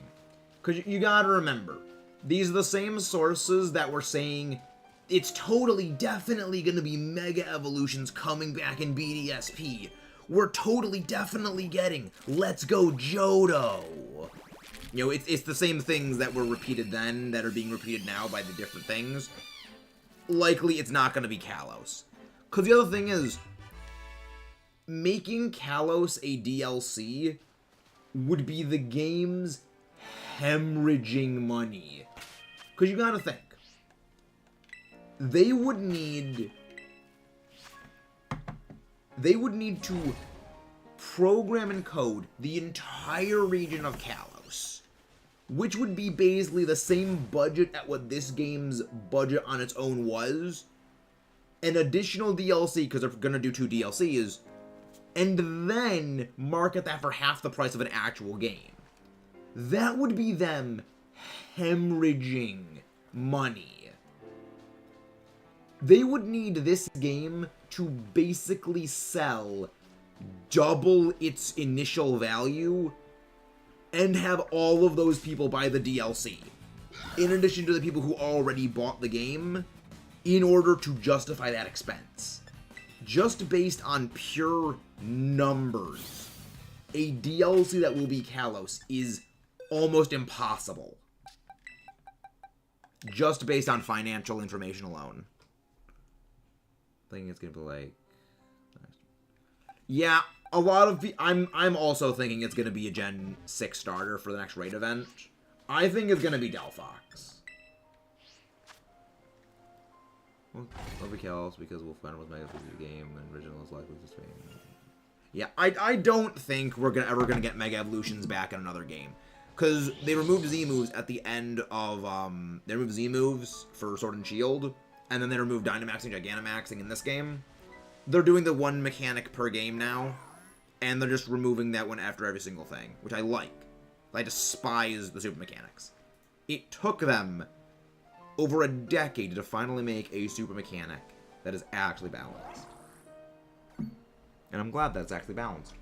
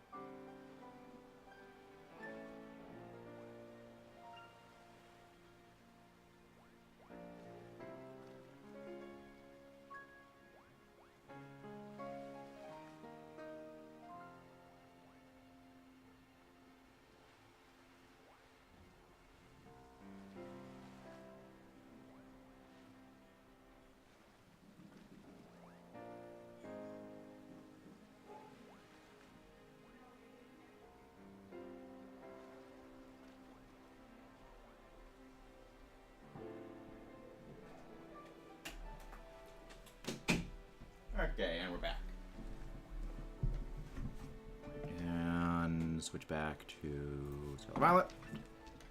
There we go. Done picnicking. Welcome back, everyone. White spray, low special defense. Force Luzernius, do not make the cut.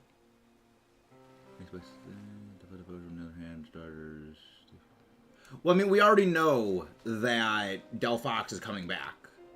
We already know in the DLC. There's a list of the Pokemon that are going to be in the DLC that's already known, and all the Kalos starters are in that. Now, all the Johto starters, the Kalos starters, and I forget the third one. I think maybe it's the Unnovan ones. All of them are in what has been found out about what the DLC is going to have for the Pokemon returning. It was good. It was good, Jerry. Armor support Slowbro with Psychic Terrain, Poison, Acid Spray, Pitch Smog, Larger Effect. Yeah, honestly, like, I love Acid Spray. It's such a fun move. It is such a fun move. Alola? I remember reading that it was the Johto. I remember, not Johto, Unova. I remember reading it was Unova. Honestly, oh, I need to get more peppers. I'll be honest, I really hope the Alolan starters don't come back, like this gen. I really hope that Incineroar does not come back, because I love Incineroar. It is my second favorite starter, but freaking heck, I do not want to deal with Incineroar in VGC again.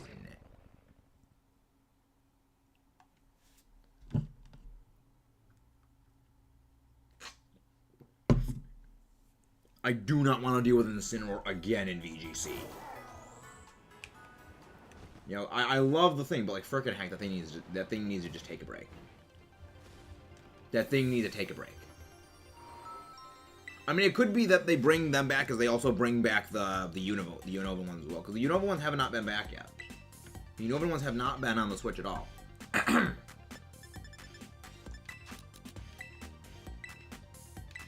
Yo. There we go. Now we head back. There we go. But yeah, I'm expecting probably Delphox, because that means it's gonna be the next raid event. That's what I'm expecting at least. Which is funny because I do not like Delphox. But I mean I don't really like any of the Kalos starters.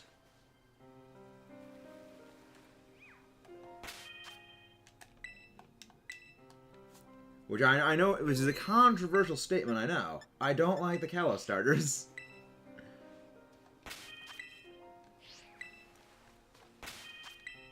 There you go, that's far enough away. Okay.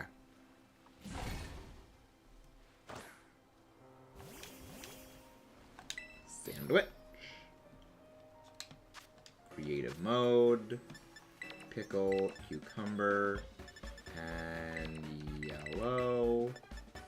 And spicy. Yeah. It's unfortunate that,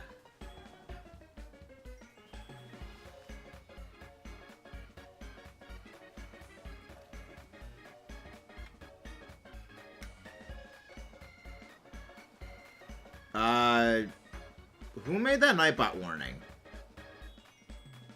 Yeah, I mean, I hate Kalos as well.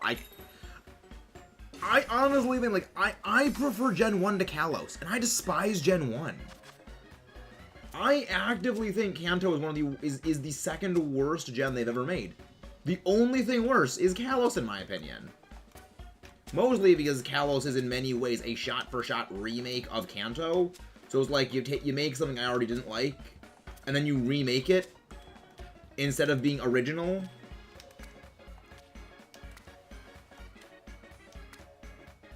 So that's pretty much why, but yeah,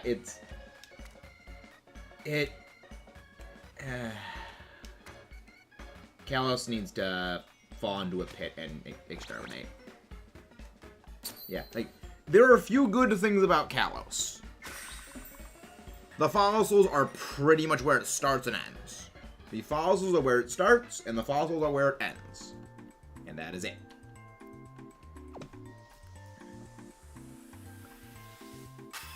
Hey, welcome in, Bishop. Thank you very much for coming. So you got purged? So you got purged, Bishop? This is why the purge rhythm sucks. Is that people get purged. Thank you very much for coming back, Eddie. Thank you very much for coming back. Oh, that's what that was. But thank you very much for coming back. Alright. I should be able to breed a spare Stonejourner if you need one. Because I only have one in this game, because this is my this is my Violet version. And Stonejourner is the exclusive to Scarlet. So I would need to breed one to give a spare. Yeah, we could do that after. We could do that after stream. Cody, we could do that after stream. Are you a part of the Discord? Because if so, we could just arrange that after the stream ends. I think most of us reasons are Kelo Sinnoh. Really interesting. Surprised to see Sinnoh so low. Kanto, Hisui, Johto, Alola, Galar, Hoenn, Palvia, Unova. Mine would actually be quite similar to that. I should be able to get you one for the next stream then. Surprised to see Sinnoh so low on the list, honestly. Granted, I'm not like the biggest fan of Sinnoh myself. Really my list is mostly the same except swap Hisui with Sinnoh and then move Sinnoh right behind move Sinnoh right in front of Johto. And that's more or less my list. You know, top tier also bad. I mean, the funny thing is that my first game was actually Sinnoh. God.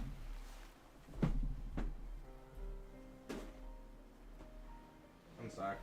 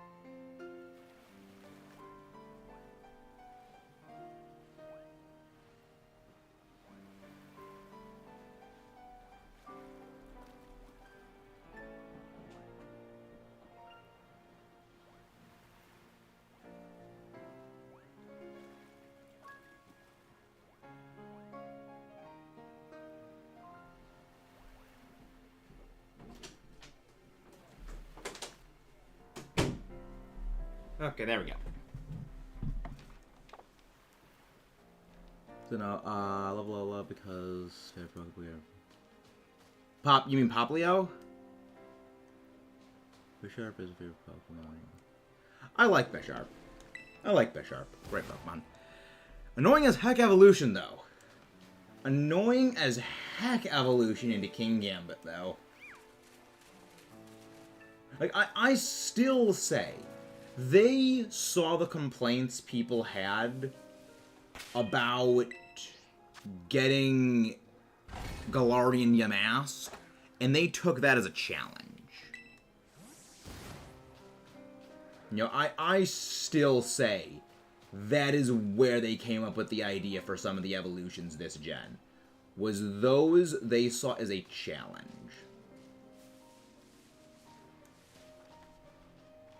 Oh, the water drop, that's what that was. Felt something moving down my finger, and I was like, what the hell is that? And I just flicked it. Oh, it was a water drop.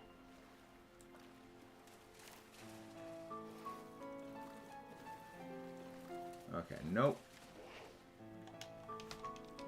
Yeah, Poplio. Yeah, I like Poplio. Poplio is great. Onion, favorite, cause 7.8 out of 10, too much water. Yeah. Yes, Sinnoh is pretty much mid. Like, this is pretty much my comment to people who, like, will stan Gen 4. When was the last time you went and played a Gen 4 game? And when was the last time you played a Gen 4 game that wasn't Platinum? That's what I ask them. And oftentimes they will say the last time that they played one that wasn't Platinum was release of Diamond and Pearl. They played it like release and they never played it again. Gen 4 has a lot of problems. Mainly the fact that they added in so many evolutions, and all those evolutions are basically locked to the end of the game. You know, you add in, you add in 27 different evolutions of old Pokemon. How many are accessible in the main game? Oh, like 5. 5. Out of 27. Because what I did was, this was something I was preparing for the BDSP review video, which never actually got made, was I went and I counted up how many Pokemon, no, there's Weavile, Murkrow, Honchkrow, because they're version exclusives, yeah, what about Murkrow, Honchkrow? There's very few of them. I don't remember all of them, but I did have a list made. But yeah, there's barely any of them made. You know, there's barely any of them that have been made. And there's so few that were actually accessible until you beat the game. And it's like, why? You know, it's like, it's a huge problem. Like, they're decent games. But the best way that I look at Diamond and Pearl is like this. What do you need traded, Lucas? I might be able to help. You forced to use Infernape to have a good fight on your team, which screws you over and pulling under. Yeah.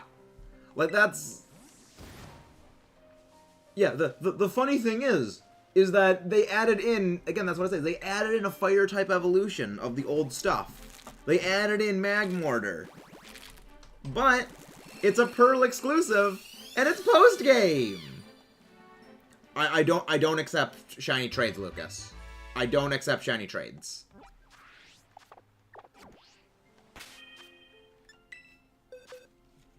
Trying to get the legendary... They are beasts. They are not actually dogs. They are specifically based on cats. That is from Ken Sugimori himself, the man that designed them. They are cats.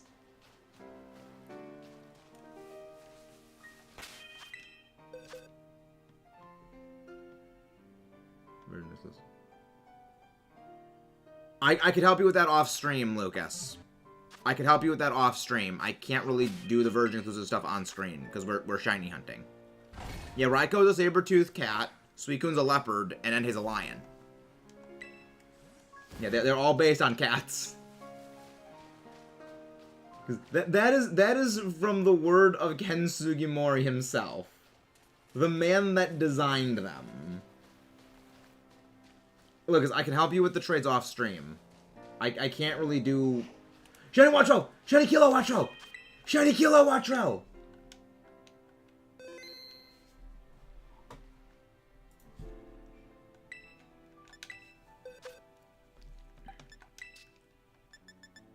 Okay, let's go get our Glade and Zone. There it is. There we go! That's the Kilo Watcho we love.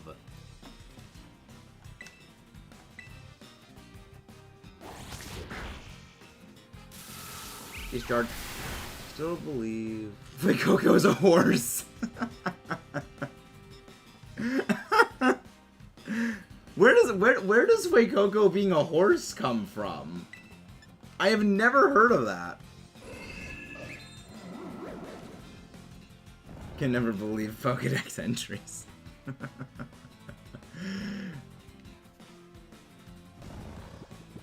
I mean, we got our Wattrel, we got our Kilo Wattrel. We got our stuff. We got everything. Alright, and now it's time to go for Flittle. And now it's time to go for Flittle. That's gonna be a hard one to spot. That's gonna be a hard one to spot. Oh! This one also is marked! This one's also marked!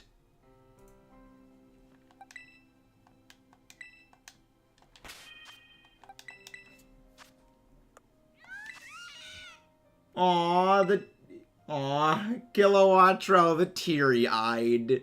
It doesn't like being budget Zapdos.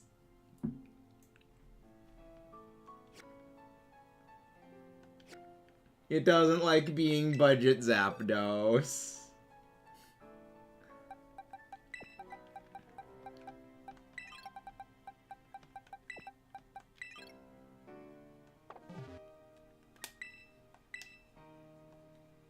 We've still got some time left on our sandwich, because we just started this one pretty much. So let's still try and run it out more. Well, I mean, I do like, but, okay, actually, I'm gonna go to this thing, and I'm gonna go look for where electric types generally are. Because if you go to this menu, you actually will not have, you will not have your counter run down more. Okay.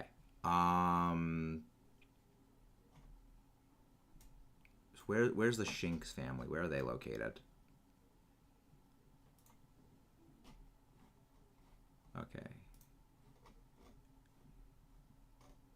Alright, let's see. What about Luxio? Okay.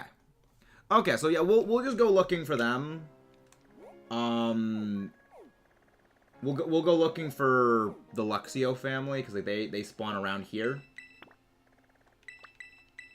Well, yeah, I know, but I'm happy that like we have a marked one that isn't just the Wattrel because we got the marked Wattrel. First is Kyogre, Raikou, Palkia, Rayquaza, nice.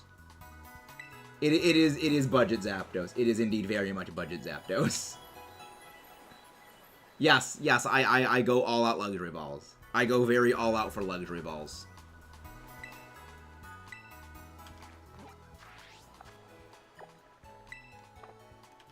Like, for me, it's shinies belong in luxury balls.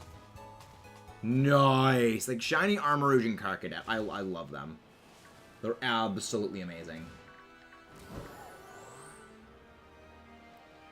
The good thing is that Luxio and Luxray, they are very, very...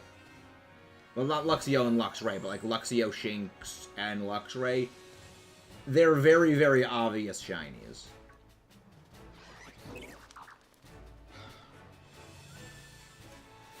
Tedabulb's shiny is like, it's like red or like orange or something, right?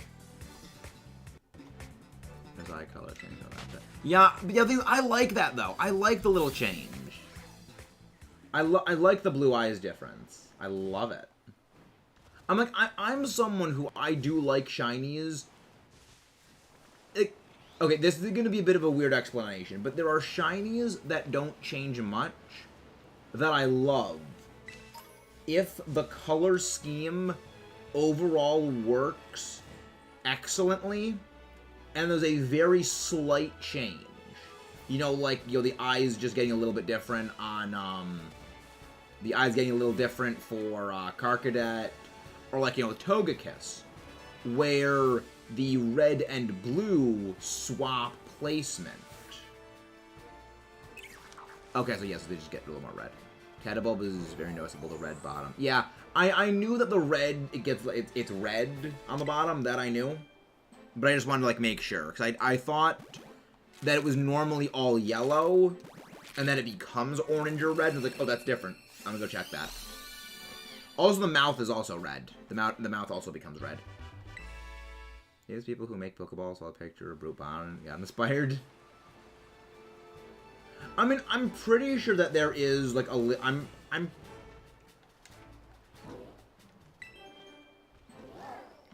still... Is that a... Is that a Shinx or is that a Litleo? Was that a... Is that a Shinx or is that a Litleo?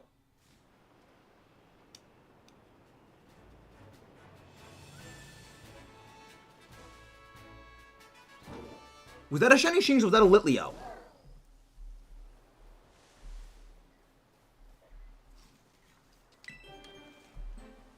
Because, like, I saw it was orange. I don't... Wait, does Litleo appear even over here? Oh, that was a Litleo? Okay.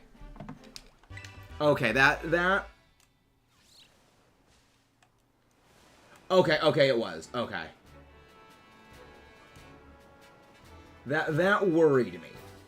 That very much worried me. What do you think is the worst shiny in the game? Greninja. Shiny Greninja. Or Shiny Lucario. Those are what I think are the worst shinies in the game.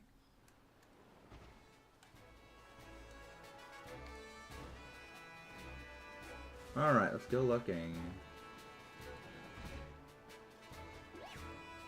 Okay, yeah, so that was a Litleo then.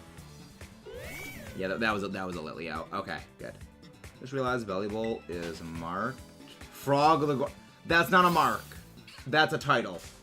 Gourmand is something that your Pokemon get when you make a certain number of sandwiches with them in your party. That is a title. That's not a title. That's a thing that they... It's like a ribbon, basically, is what they get. It's not a mark. There's no Shiny Gimmighoul in the code. Shiny Gimmighoul is not in the code. Because I think Greninja's shiny is way too tryhard.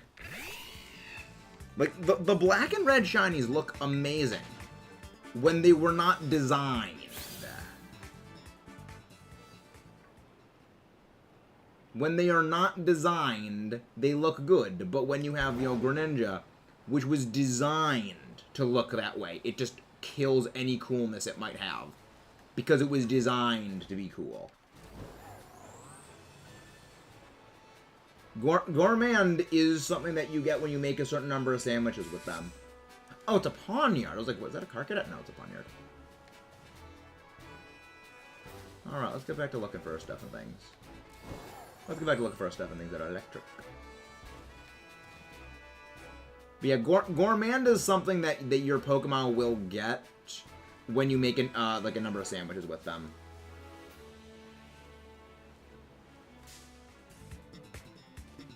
I don't hate Charizard, Alex. Like, I like how you make that joke, you make that joke all the time, when there are a number of popular things I actually do like. I just dislike things that are forced to be popular. I dislike it when they are forced to be popular.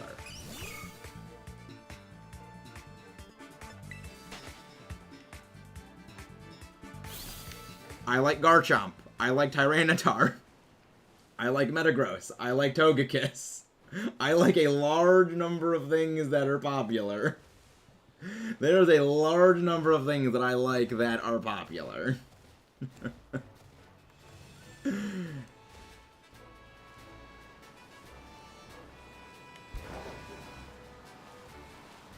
Oh, it's a Pachirisu. Yeah. Seijin Parks must be destroyed. Seijin Park must be destroyed. I'll dead last.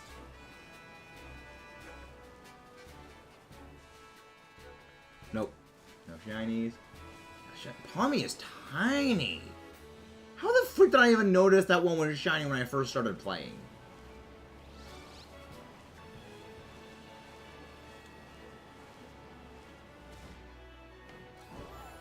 JoJo. Yeah, Alex loves JoJo. Alex is like the first person that told me to start watching JoJo. I only started watching it after like Landon and the others told me to watch it. Correction. Yes! Yes, exactly! That's why I despise Bidoof. Bidoof is... You realize that JoJo is like shiny in the anime. Before the common easily was especially not. I'm on Stone Ocean, Cherry. I'm literally watching Stone Ocean. I have finished everything up to Stone Ocean. Thank you very much, Yoda. Thank you very much.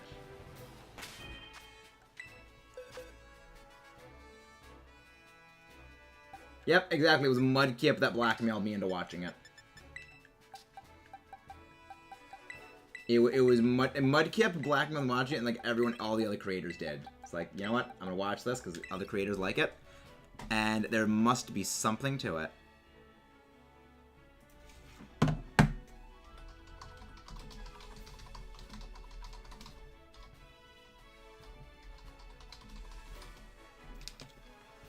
Alright, and then... Oh yeah, right, Flittle is the thing. I have to go and get the egg thing reopened. 5. There we go. But yeah, we're just looking for our Luxray right now. Luxio, Shinx, and Luxray. We need to get those for the living decks. We're still going to be running out this electric power sandwich. Yeah, we got a while left on it. Let's just keep looking. We're always working on it. I mean, everyone does have different tastes. You know, everyone has different tastes in series. You know, like my favorite series, my favorite series is like Godzilla, and a lot of people I know don't like Godzilla. So it does largely come down to like individual tastes of certain series.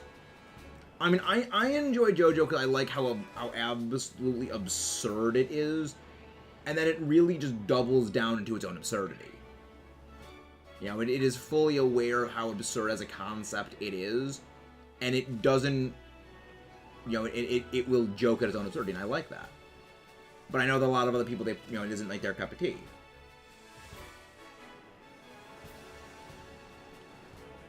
Yeah, we're doing good.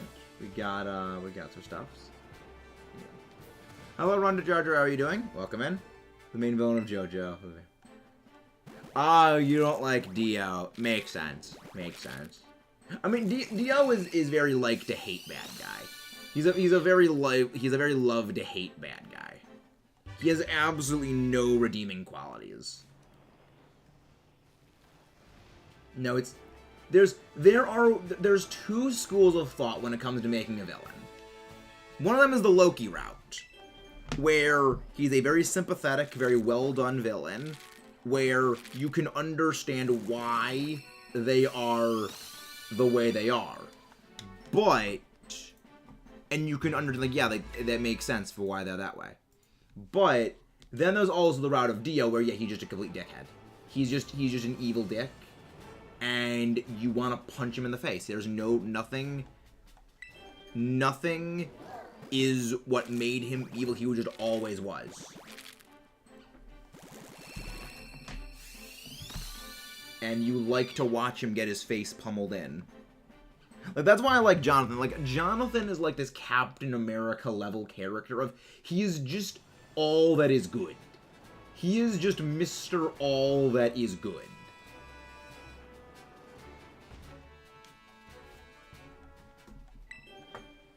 Exactly, Cherry. That is exactly why. Like, there is something just... It's like the Joker.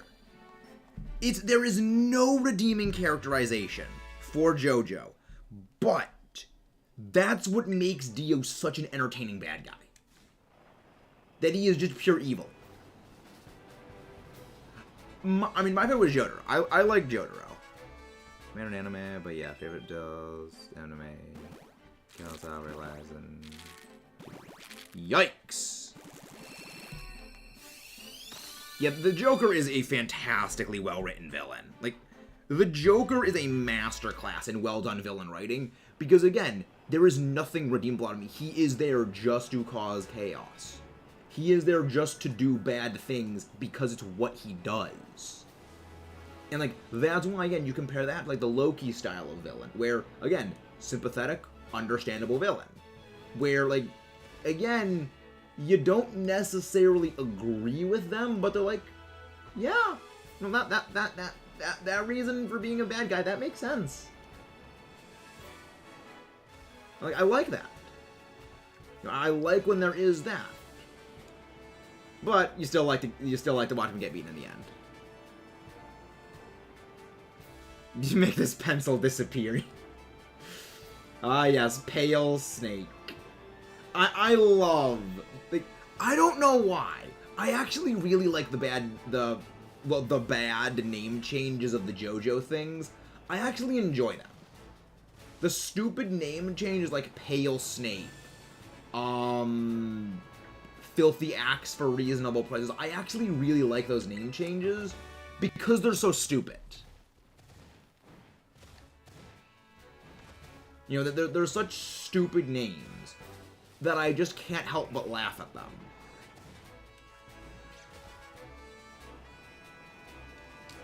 Director Clavel. I mean, Director Clavel is technically an antagonist. You know, an antagonist is, by literary definition, any force that opposes the protagonist, which, you know, is what he is. You know, he's either that opposes the protagonist. Like, I will say, that is my favorite thing about this game, and this is something that I go into in the like the full Scarlet Violet review script, which is presently being made. It's that there is no villain truly in the game. You know, there's no like individual person who is the villain. The villain is more like an abstract concept of, you know, a particular like emotion or like a particular part of, you know, just human nature. You know, like the Titans. The Titans are antagonists because they are a force that directly opposes you and your end goals. But the only thing that brings you into conflict with them is that you are trying to help Arven. You know, otherwise, yeah, like, they're giant monstrous versions of Pokemon, but they just mind their own business and they do their own thing. You know, Team Star, they're not bad people. They're just kids that wanted to protect each other when it came to basically getting rid of their bullies. You know, the gym leaders, they are obstacles that are there in place to give a hard time to challengers. You know, it's like, there's no real bad guy in the game. You know, there's no one who is bad in the traditional sense of being bad. And I actually love that. Because that's one thing about a lot of the other Pokemon games I really don't like, is there are bad guys just for the sake of being bad. You know, it's like Team Yell. Team Yell is the one that really hurts me most, because it's a good idea. It's the idea of Team Yell makes sense, because in real life we do actually have super fans to that extent. You know, like the whole when you realize, yeah, in the real world there are people who are that level of super fans. It makes sense, and yes, they are also discount Team Skull. You know, that when you really have the context of, yeah, they are people from Marnie's hometown, who's, you know, Marnie's brother is, you know, the gym leader, and they want her to win. When you look at the way that British people react to, like, you know, the outcome of football games over there, yeah, that actually is perfectly in line with the way people realistically are. And that makes them a little better in my eyes, but they're still not very well done. You know, I still do not like them. They're still very poorly done. But the idea makes sense, but they were shoehorned into being bad guys. But again, this game, there's really no bad guys. No one in this game is evil. It's everyone just does their own thing. Can't confirm, England. Yeah. Like, that's exactly why. Like, that is exactly why. No, like, that is, like, that does happen. Like, that doesn't, like, that's why it makes sense, because there are people that get that way about something that they are that passionate about. When you have someone who is, you know, who can potentially be one of the best there are, you want to go, like, you want to have, like, their person, because you have something like pride, you know, you are from that place as they are. You know that person, you want them to succeed. So you go and do, you know, something that really shouldn't be. But it makes sense. I like that. It's like, I like that idea. It could have been done better so many other ways. Which is the only real problem I have with it. Oh no,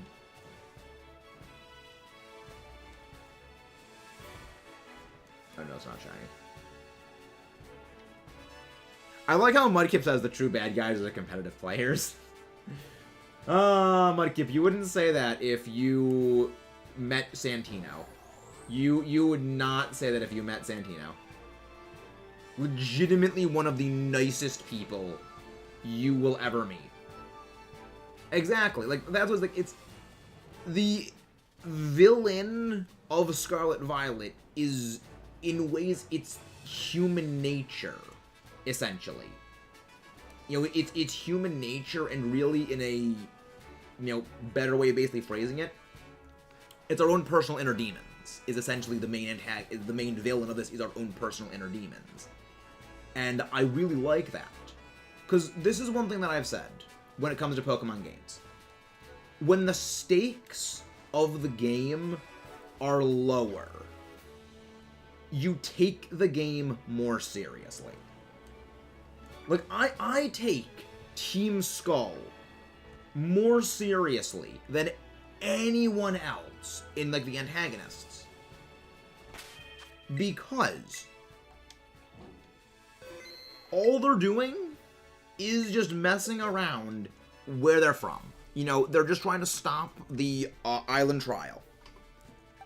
Because the stakes are not, I will use the power of the time and space god to reshape all of reality to my designs. Or, I will use the power of the volcano dinosaur to expand the land. Or use the ocean whale to flood the whole world. It's like, I don't really take those as seriously. Because the stakes are too high for anything to happen. But it's like, yeah, they're just going and just messing around. Like, I will take that more seriously. Because it's small. It's personal. I like that.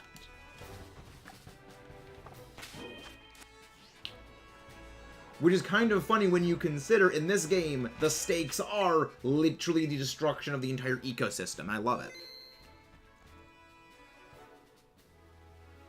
I love it. It's like it's so well done. Okay, so with that done, it's time for us to duel. Not really. It is time for us to go for Flittle. Oh, I need to go. I need to go buy the other ingredients. I love Team Skull Rabbit. Like I take them more serious than the other antagonists, but they are hilarious. I love them. They are absolutely amazing.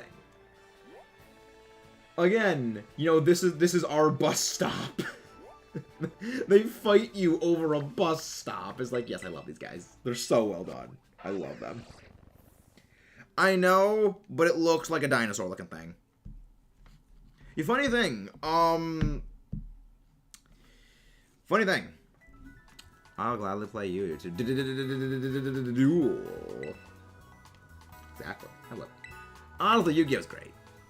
Yu-Gi-Oh. I just explained that, Mudkip. The whole thing of what Team Skull was trying to do was basically just stop the island trials. They basically wanted to shut down the island challenge. Yeah, like Guzma's great. Guzma is just a delight of a character. He's just so well done. It's just he's just entertaining. He's just such an entertaining character.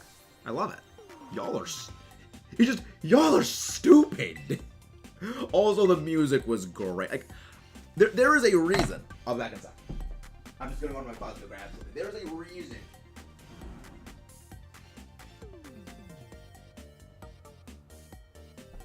There is a reason. Oops, that was a thing. There's a reason I had this bought. There's a reason I bought the Guzma jacket.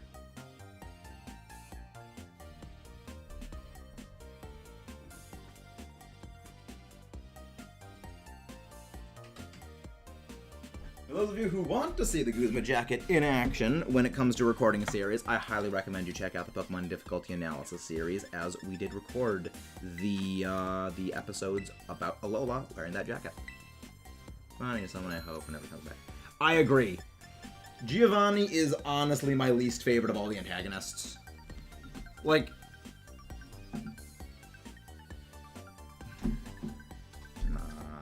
it is very strawberry. It is very strawberry. It's like, Giovanni as an antagonist was done better with Getsis. Like, Getsis is a better version of Giovanni when it comes to being done as an antagonist. Because Giovanni's whole plan was just, oh yeah, I'm gonna just like, get rich by just illegally selling Pokemon. Like, we just, oh yeah, we're just like underground Pokemon trades. Like, okay, sure. Meanwhile, you have Team Plasm, which basically did the same thing, except like they actually did it much more cleverly and much more intelligently. And they just did it better. Like, again, Unova just does everything better. Unova just does everything better. Like, he's even got, yeah, he's like the antagonist. Like, he's like the father of one of the characters. Yeah, it's like the same thing. It's just, Getsis is just a better Giovanni. Getsis is a better Giovanni, and I will fight anyone who says otherwise. Because you know what? This is definitive proof that Giovanni is worse than Getsis. When was the last time, in his own game, did you fight Giovanni with a legendary? You fight Getsis in Black 2, White 2 with Kyurem. He controls Kyurem in that game. He didn't need no stinking Master Ball to catch Kyurem. He didn't need no stinking Master Ball. Oh, I love it. He's great.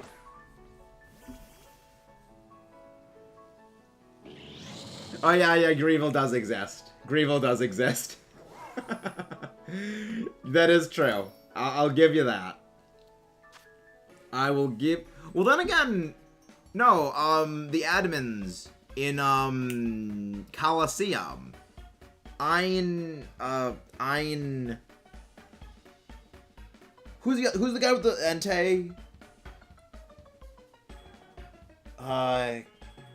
Big guy. He looked like Alder. I forget. It's Ein, Venus, and the other guy. Ein, Venus, and the other guy. What's the name of that guy? What is that guy's name? I can't remember what it is. I thought Dakim. That's what it is. I knew it started with a D. Dakim.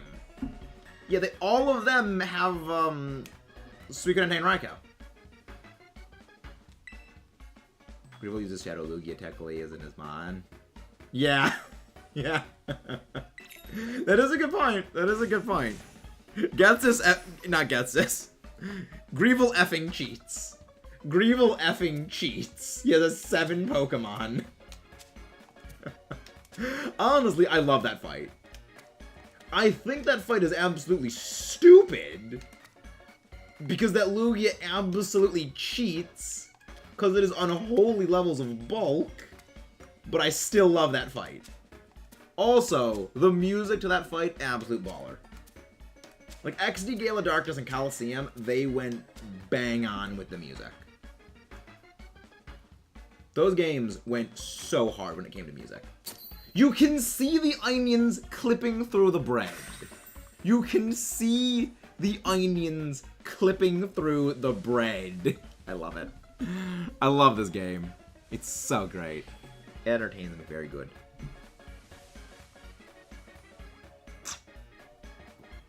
Not a big fan of onions, I'll be honest. Or the criminal themes only carry these Pokemon because they're criminals. I mean, they probably have more, but I think that's things explained, like your Pokeballs will deactivate if you have more than 6 on hand. Like it deactivates the Pokeballs.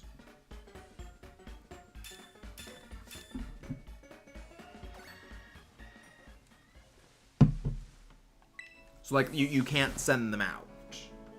Though that makes no sense for why you were able to send out Koraidon and Miraidon in this game.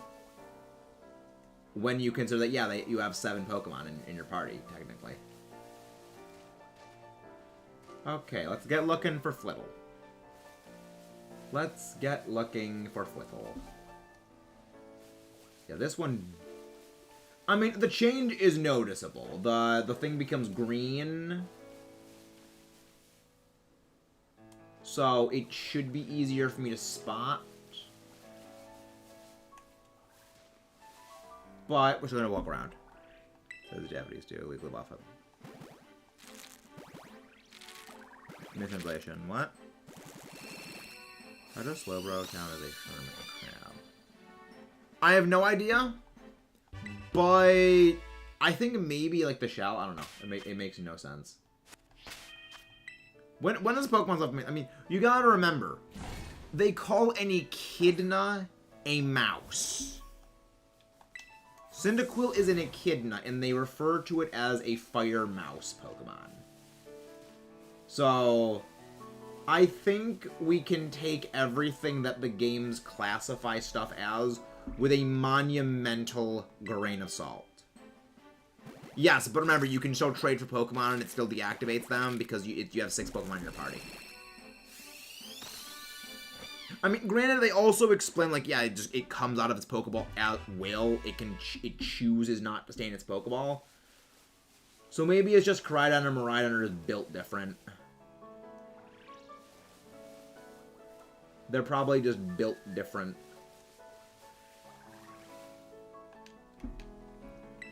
Cover the Knuckles. Unlike Knuckles, I don't chuckle. He's like a Knuckles. But yeah, it's like Cyndaquil's an echidna, and they call it a mouse. Like, it's not a mouse. It's like that is my favorite thing about the whole like theory that they're gonna have all the fire starters be based on like the Chinese zodiac. It's not even a mouse. It's not even a mouse. It's like, because like, well, yeah, but you gotta consider that Delphox. Well, you gotta consider Finnegan. You gotta consider it as the dog. It's like, no, well, you're not following the thing then. You're not following the whole thing of the zodiac then. It's like it it breaks down after Gen 1. Because Charmander isn't a dragon. and Cyndaquil isn't even a mouse. The whole thing just breaks down. And it just makes me laugh. And I love it. It's like, yeah, I love this. It's a fox. It's not a dog. You gotta consider the fox as a dog. It's like, I love it. It's like, the entire thing just absolutely breaks down.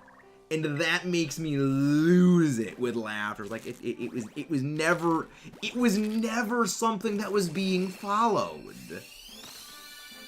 It was never being followed. It's an echidna. Cyndaquil's an echidna. Rats have tails. Cyndaquil doesn't have a tail. It's an echidna that turns into a badger. It's an echidna that turns into a badger. And I love that so much. Hello there, welcome in, Derry. Welcome in. Well, the fox are technically canines, but as soon as they cat.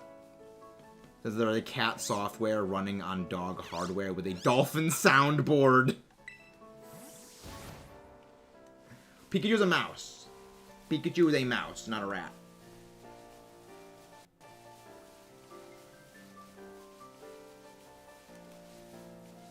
So it's always been. It was never followed. And that's my favorite. I was like, it was never real. It was delusions. It was delusions of grandeur. Like, the only way that the hypothesis about the Chinese zodiac being the basis for the fire-type starters works is if you ignore all of them that don't fit in, which is over half of them. I love it. What the hell is Rashomon? Oh, I see it. Oh, Daryl in a barrel. Oh, I was mixing up the I's. I thought the I and the L were the same thing. Okay, I'm bad at reading.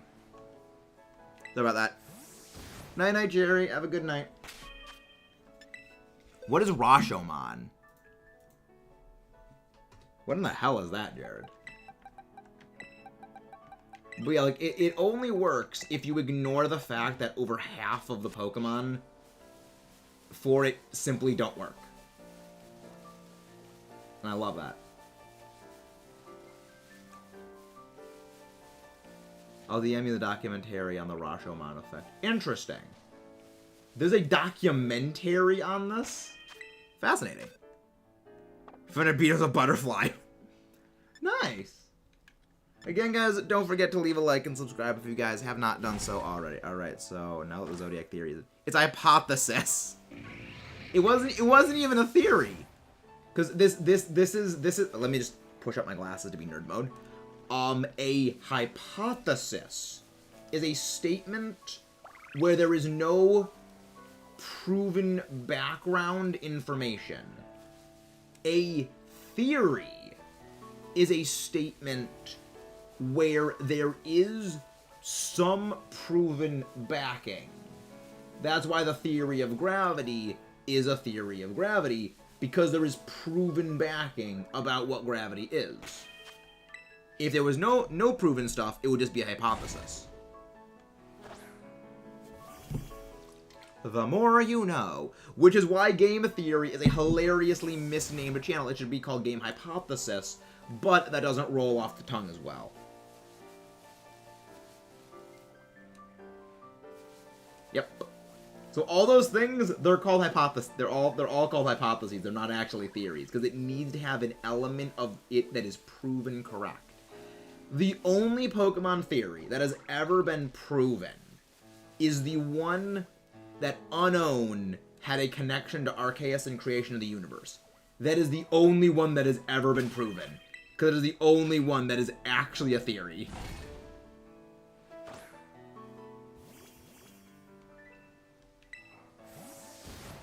You walked into scientific nerdery, Scrubs. You walked into scientific nerdery. Wait, what were you gonna say, Alex? What was the thing that you were gonna say? The thing about the difference between a hypothesis and a theory? Like, the only reason I remember that is because I forget what year it was, but one of my teachers in high school, they got so aggro when someone said a theory and they meant a hypothesis. They got so aggro about that. And they drilled it into our head that what the difference between a hypothesis and a theory was. Oh, the game. Okay, yeah. Yeah. Like, it's a hilariously misnamed thing. That's not at all what a theory is. Because the other thing is that it gives it this element of legitimacy when you say, oh, yeah, it's a theory. It's like, it's a hypothesis. It's a hypothesis. Oh, Scrubs, that's a regular day on the channel. That's a regular day on the channel is what we talk about with stuff like that.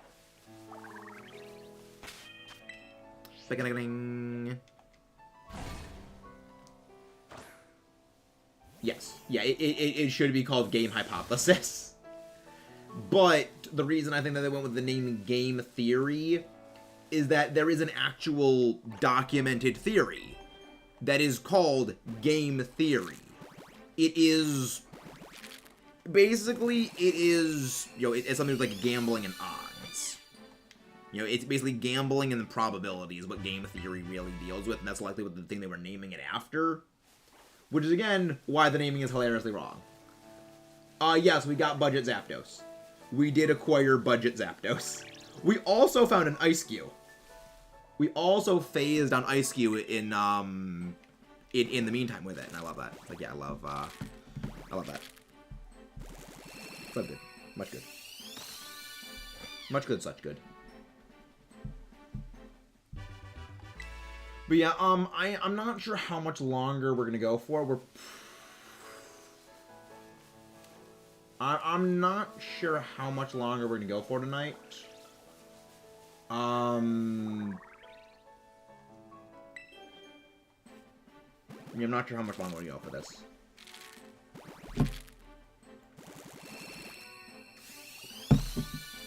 Yeah, we'll probably go for one more sandwich and then we'll end off. So yeah, we'll end up about it. Back, table Rashomon fact is named after the movie Rashomon, which is named after one of the books was based on Rashomon. Okay. So what is the Rashomon effect? So what is the Rashomon effect then? Because, like, I kind of need to know what that is. I love how we just talk about all kinds of random stuff around here. It's like, again, this is like the lifeblood of the channel, is this kind of random sort of nonsense.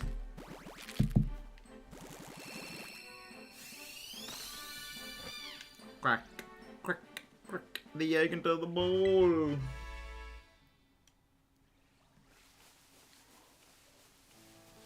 Alright, little... Actually, I'm thinking we'll probably end off after this sandwich.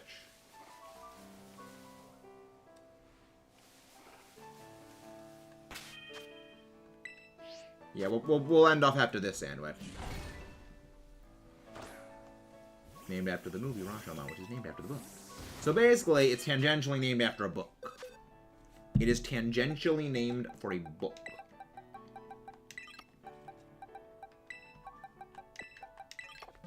Essentially, the storytelling mechanic, and there are two or more narrators with different accounts on the same series of events, where there is no real way to verify the truth, and so there's a pressure to do so. It's basically a gaming version of Seinfeld. Yeah, exactly. That is basically what it is. It's a gaming version of Seinfeld, which is a great show, which is an absolute legend of a series.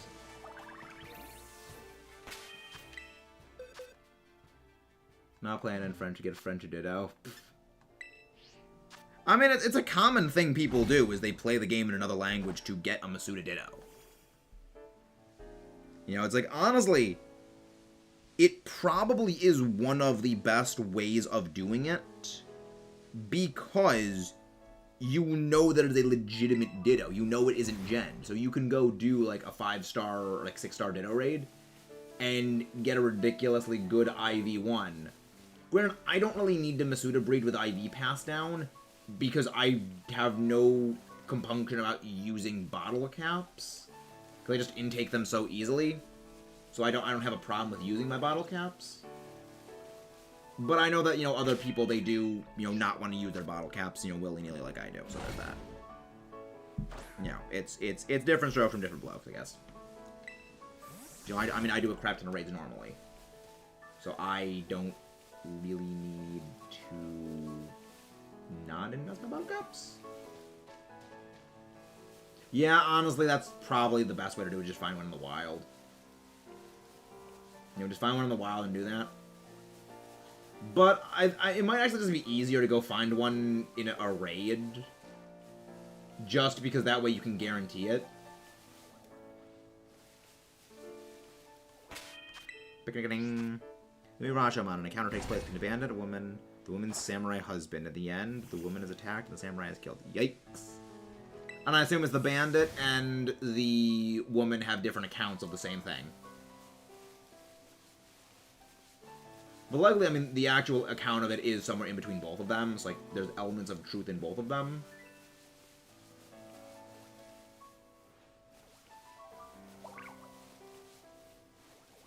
Yeah, we're definitely on our track for our shiny numbers. Like, I did say I wanted to get to around 60 shinies.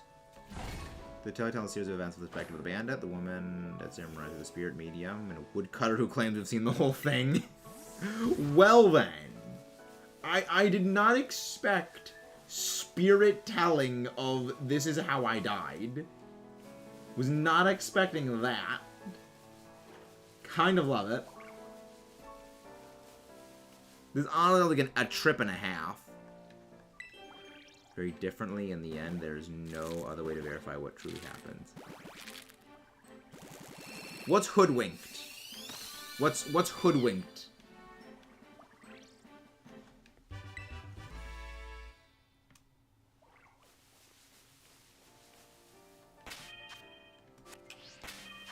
What is this hoodwinked thing? But yeah, we're gonna go on a raid after we finish up this these eggs, and then we finish up the thing.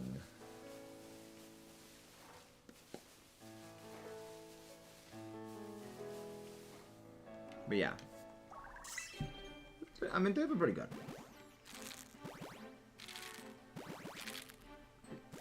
Hoodwinked doesn't count because in the end the true events was verified. Hoodwinked is an animated movie from the 2000s, the Road to Henry Hood, and the crime movie.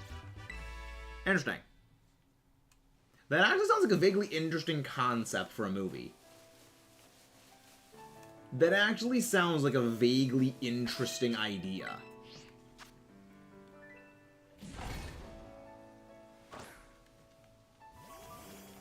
That actually does sound like an interesting concept for a movie. Because, yeah, perspective. From a certain point of view. From a certain point of view.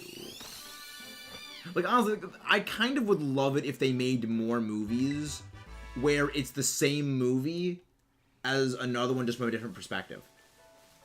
Like, I'd actually love to see that. Like, I would love to see, like, a superhero movie just purely from the perspective of, like, the best friend of the guy who does the superheroing. I would love to see that.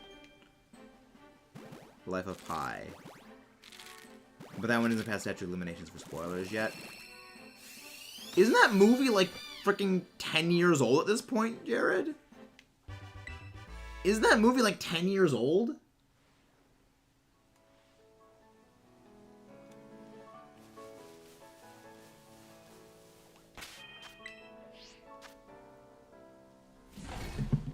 There was, like, some of my friends, like, we used to write stories in like, high school and middle school. And one idea one of my friends had for a series, like, for just, like, a couple of stories, was basically a superhero storytelling, but from the perspective of the guy that is the best friend of the superhero. with like, you know, oh yeah, they see, you know, their friend like just disappears for whatever thing, and then, you know, suddenly they hear that no one ever puts it together. But it's basically like it was meant to be like very tongue in cheek, but basically, yeah, it's ridiculously obvious to everyone who the person actually is.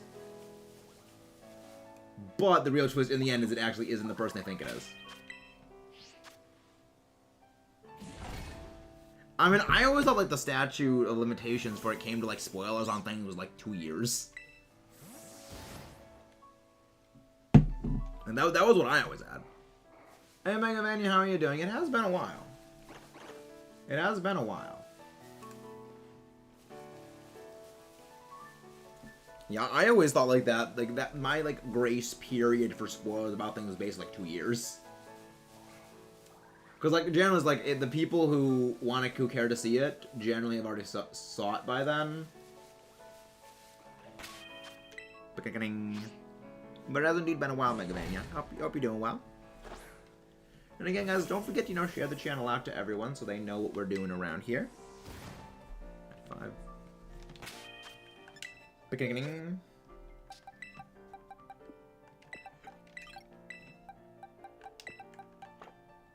No. There we go. Ugh, hiccup. I hate the hiccups. Yeah, we are going to be ending when the sandwich runs out, so we got about 10 more minutes to get this shiny flittle.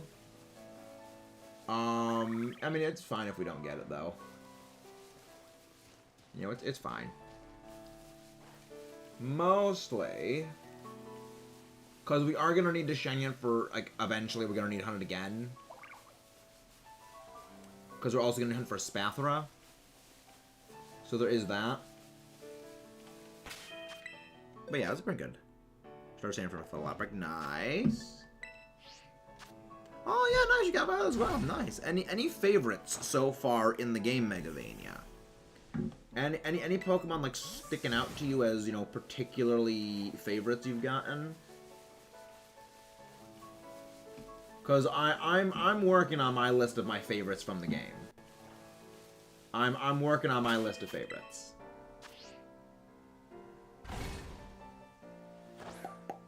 Granted, most of it is going to come down to, like, generally competitive stuff. Because, like, you know, that's just my most exposure to things comes from competitive. But yeah, that's generally where some of my fondest memories of the certain Pokemon originate from, is, you know, using them in battles with friends and stuff. So that plays a very controlling level in my perception of favoritism.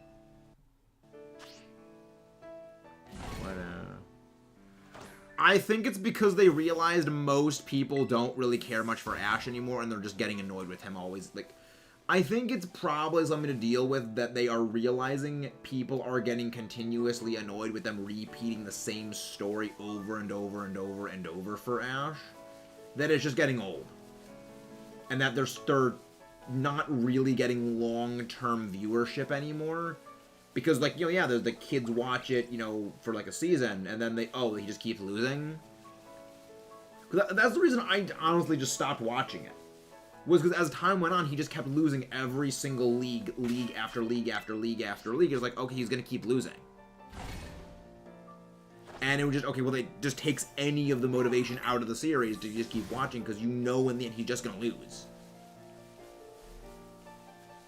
He's gonna lose, he's gonna go on to the next region, and the whole process is gonna repeat. And they probably realize that, yeah, long term, you're gonna continuously lose viewer retention. So, if you move on to a new protagonist, you can actually have them win, and then people are gonna be more invested with seeing the new protagonists and everything that they go through. Because if you're seeing the same stuff over and over with Ash, it's just not going to be interesting anymore. You know, I call that the Yu-Gi-Oh theory of the way that they made the Yu-Gi-Oh. Because the way that they did Yu-Gi-Oh was every Yu-Gi-Oh series, they had a new protagonist. Yeah, they didn't even do Galar as, like, its own thing. It was just him traveling around the entire world.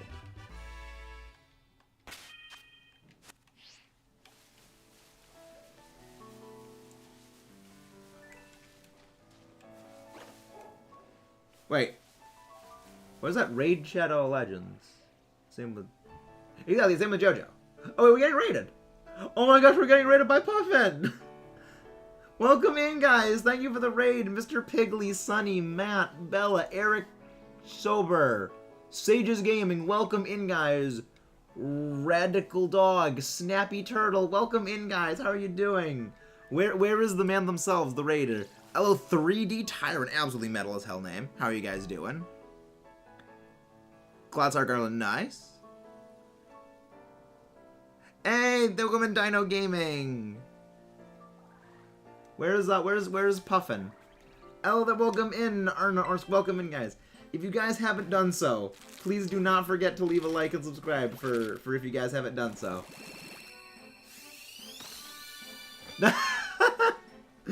Oh, I'm sorry, Eric, for that, but I'm glad that I said the name right. There's Puffin. How are you doing? Thank you very much for that, Eric. Thank you very much. Welcome in, Puffin. How are you doing? What were you streaming over there? Welcome in, Saluva. Hope you're doing well. Mudkip, make Mudkip, make a command for Puffin. Mudkip, make a command for Puffin. Nice! 2 shiny Scorbunny and 210 eggs. Nice. That's a lot like with me when I hatched all 3 of my shiny Fuecoco in less than 600 eggs. I got it in exactly 590 eggs, and I got all 3 of them. Aw, dang, I didn't get it fully right, dang. Hey, thank you very much, Matt, for that subscriber. Welcome to the Panzer Battalion, as we like to call ourselves here. So you were hunting for shiny Scorbunny. Nice. Thank you very much, Puffin. Thank you very much. Someone please go grab Puffin's link, please. Thank you very much for that. One more, and then we switch out this thing. Thank you very much. Hey, John Cena, how are you doing? I'm doing very well. I'm doing very well. So far, we've gotten 3 shinies.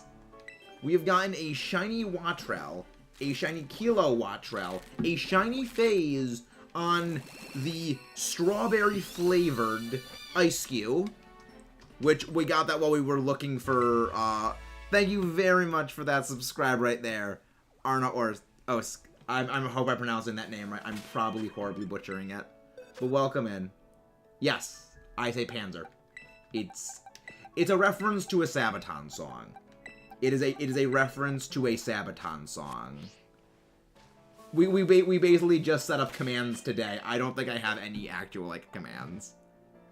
Sour, smog, ball candy on stream and mouth is proper weird now. Oh boy! Words are hard. Words are hard.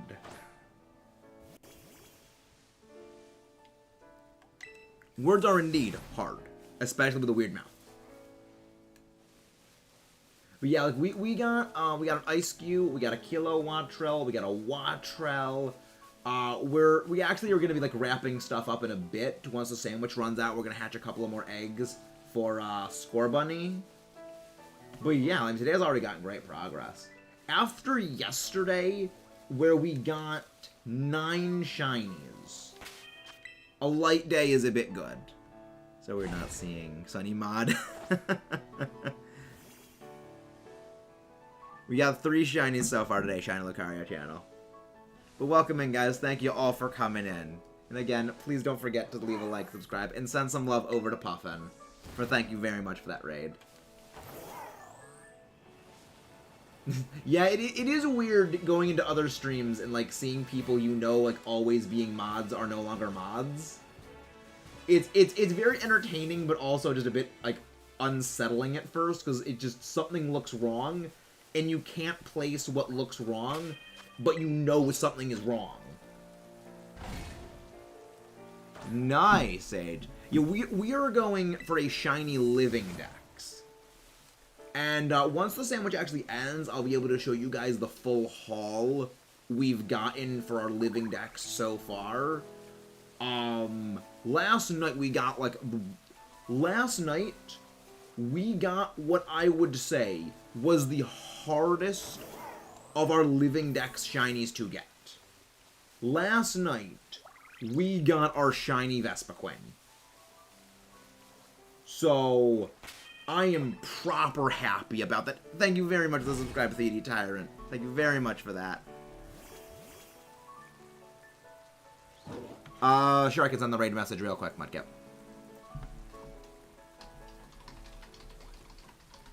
We're not going on a raid right now. I'm sending this so that way Mudkip can make a raid command for it. We don't do shiny trades here, Lucaria. We don't do shiny trades. Well, we will do shiny trades when we do the end of series really giveaway, because anytime that we get any spare phases, they will go into a giveaway bin, and then basically I'm just going to do giveaways for those when we get enough of them. Because I have the entire Ghastly family already gotten for my shinies, but I have an extra spare shiny Ghastly. I have 2 extra shiny Venomoth. I have like 2 extra shiny Iron Jugulus, an extra shiny Iron Moth. I've got a couple of extra shinies that are going to be going away for trade for people because they're giveaways. It's alright. I understand. But yeah, like those. Hey, thank you very much, Silvia? Please tell me if I'm anywhere close with that name. I'm sorry for butchering names. I hate butchering names. Like, I want to say the names of the... There's a shiny! No, Scorbunny, you are not causing us to miss the shiny. You are not causing us to miss the shiny. Come on, hatch please quickly, egg. Hatch please quickly. Come on, I know it's right in front of us. The shiny is right in front of our faces. There it is. There it is. The shiny is right in front of our faces. There it is, there it is, there it is. Over. Where's the Glade? Glade. There we go. There we go. Now we save again. We save again. We save again. Save. Go. Yes! Oh, that feels good to get it. Oh, that feels so good. I love it. Now go sleep. Now go sleep. Little. Oh, that is a noticeable one. That is a triumphant way to end. 4 shinies, 1 stream. Let's go. And also again, guys, do not forget there's a Discord linked in the description below if you guys want to join the Discord for stuff and things. There we go. And with that, another shiny is added to the collection. Oh yeah, right, you're learning moves. No. I'm so glad now you can just spam B. And it doesn't ask you 3 times. It doesn't ask you twice if you want to learn a move or not. I love that. Let's see, do you have a mark? Because the 2 other shinies were marked today. Do you have a mark? You do not have a mark, unfortunately. You are not marked. Sad. Big sad. But, we have a shiny. Let's go. Love it. I don't think we're gonna find... Wait. No. That spawned in before the sandwich ran out. That spawned in before the sandwich ran out. Because the same thing happened with our Iron Bundle shiny, where it actually spawned in before the sandwich ran out, but it spawned in right as the sandwich ran out. But just fight in the championship with it, and when you're done, then you get a mark. I don't think if you fight if you fight the Ace Academy tournament, you get the mark. Yeah. I don't think you get that. I don't think you get those marks if you just fight in the tournament. Because you only get it for beating the Paldean League, and you can't refight the Paldea League. Where the frick is my Flittle? Oh, wait, right, because the Wattrell, the Kilo Wattrell is in here now. I gotta move everything around. Wattrell, Kilo Wattrell. Where's Flittle? Oh, there's a Flittle. And you go there. Okay, so this is the shiny collection. Let me move everyone back in to make sure that I have everyone. Go to, where's Volcarona? You go there. Where's Gengar? There's Gengar. There we go. There's Gengar. Yes, there we go. Okay. So this is so far what our living shiny dex is at for the game. Shiny Iron Valiant. Shiny Iron Hands. Shiny Iron Bundle. Shiny Iron Jugulus. Another Shiny Iron Jugulus. A third Shiny Iron Jugulus. Shiny Iron Moth. Another Shiny Iron Moth. Iron Treads. Oh, wait, no, that's not the Shiny Magnezone. What's another Shiny then? Where's another Shiny then? Okay, there's a Shiny missing then. It's not... No. No, where's... Huh? No, there's one missing. Was the one missing? So that was in front of the Magnezone. Okay. 1, 2, 3, 4, 5, 6. It's Paradox Pokemon. It's one of the Paradox Pokemon. Okay, what's the Paradox Pokemon that's not there? Bundle, Hands, Valiant, that. Iron Thorns. Iron Thorns, that's the one that isn't there. Shiny Iron Thorns. That's in the little icon thing I have. Magneton. Magnezone. 2 Shiny Earthworm. 4 Venomoth. 2 Shiny Larvesta. And our Shiny Volcarona. Shiny Sheepofloof. Shiny Palmet, which was on our main completion team. I found that before being the game. I found that day 2 of playing. That was on my main team. Shiny Oinkologne, found that while just doing Terror Raids. Shiny Gulpin, first shiny I found in this game. Full odds. Shiny Excalibur, our first dedicated hunt of the game. 16 eggs, no shiny charm. The whole Tinka family. A Smoliv. The entire Mankey family. A Flamigo. Low kicks the stern, because it's given the stern mark. Pawniard and Bisharp. Zatottle. Cubchoo.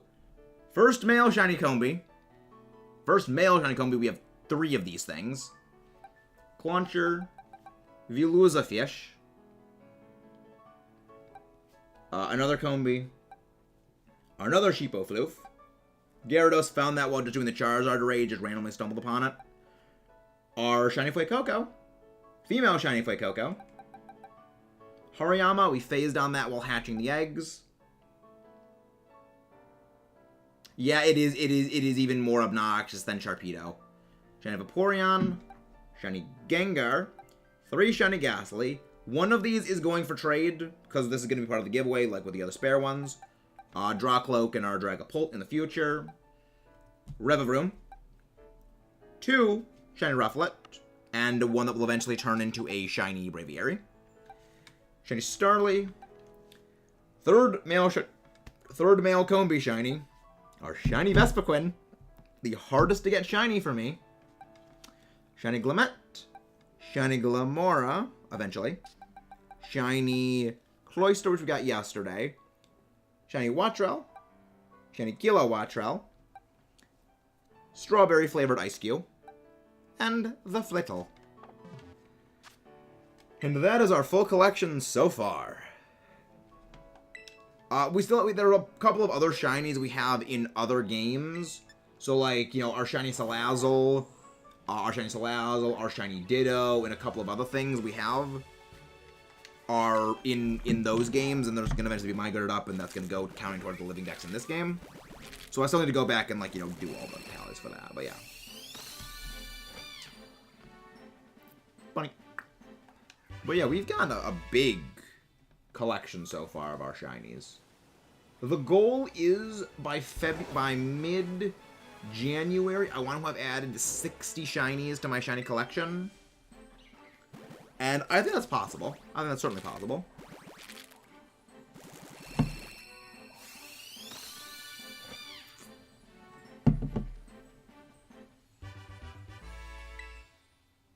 Lucas, the trades. The stream is going to be ending in a bit. Lucas, wait, what are the trades? You just need regional exclusives? Version exclusives. I could help you with those after stream, yeah. Stream's probably going to be a few more minutes. The stream's going to be when we get to 120 eggs hatched. Is when we're going to end off. So it shouldn't be that much longer. Speaking of, I actually should probably go figure out who to go raid. Alright. But yeah, it is indeed the Sharpedo of Paldea. I hate the fact that they made it more... I am still surprised they made something even more annoying than Sharpedo. Like, Sharpedo wasn't that bad. Like, Sharpedo wasn't that bad, all things considered. But the main problem came from just the timing to avoid it was a little annoying. Nah, we're not gonna raid this nerd named Metamaxis, because apparently this Metamaxis guy's a loser. Apparently this Metamaxis guy is a loser. We're not gonna raid him.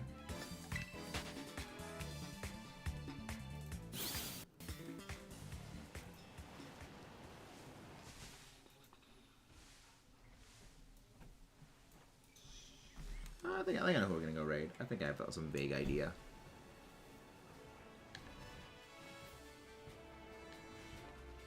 Oh, thank you, Matt. Yeah, we're gonna be ending off soon. It's not gonna be that much longer. Yeah, I think I know who we're gonna go raid. I think I know exactly who we're gonna go and raid.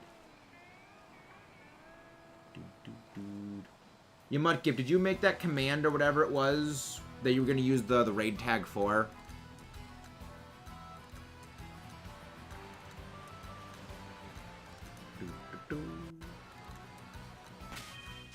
Oh, that's why the eggs aren't hatching quickly, is we don't have the Volcarona in our party anymore. So I have the Gallade. I forgot to switch that out.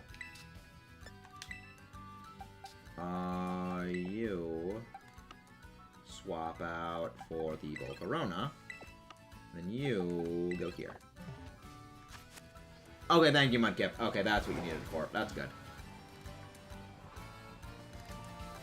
Yeah, I was wondering what you needed for. Okay, that makes sense. No, I didn't make a command for the raid tag. Okay. Well, I needed to make sure, Mudkip, okay? I needed to make sure.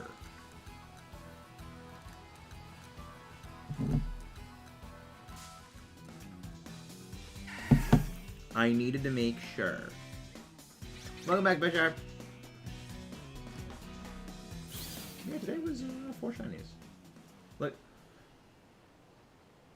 4 shinies. We are on schedule. We are on schedule for my wanting to get 60 shinies in a month.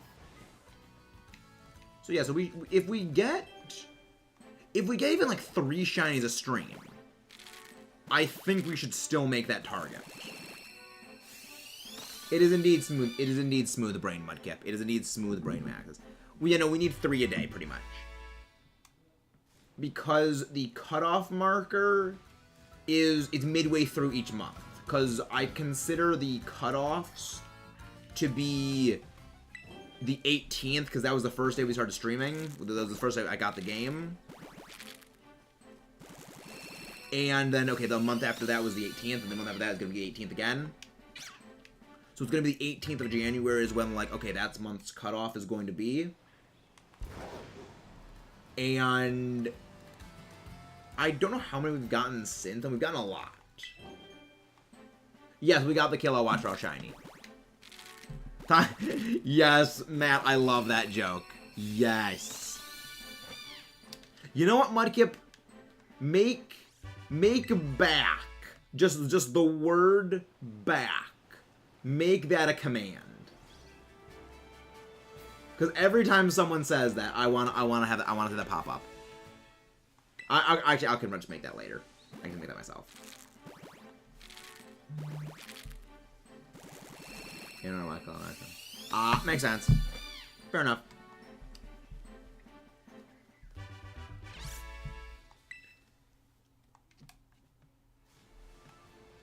is good. This is going pretty well. One more, and then we get the 10.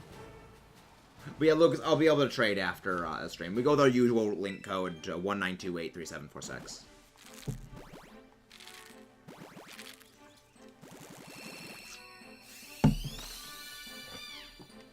I'm just gonna be like releasing a lot of the stuff.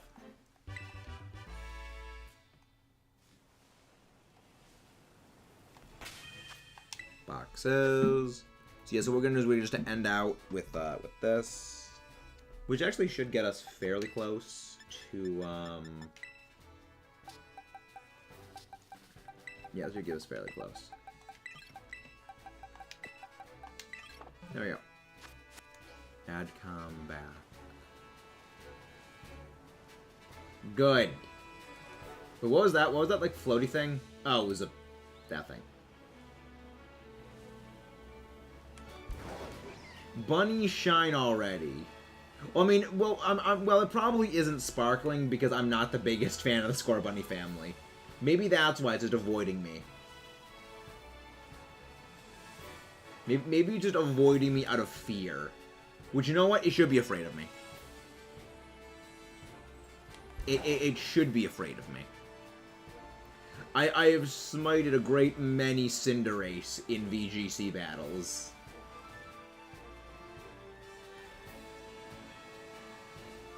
I have smited a great many of them in VGC battles. So it is probably it's probably genetic inbuilt fear that Scorbunny has of me. No, that will not have a cheese command. You know, I don't want there to be just joke commands aside from the back one. The reason why is that I actually like that. Message start. Sadly, it does only work. It will not work. Well, you could also just make it okay back and just back.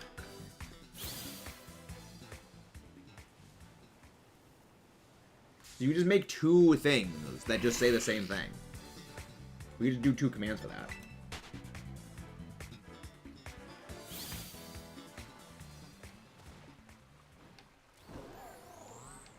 Maybe. I mean, I'll mess with the command later.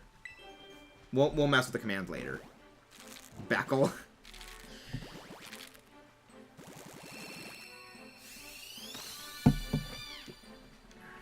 Bunny. Yes, Scorbunny is probably a genetic inbuilt fear of me. The Scorbunny family probably suffers from a genetic inbuilt fear of Metamaxis.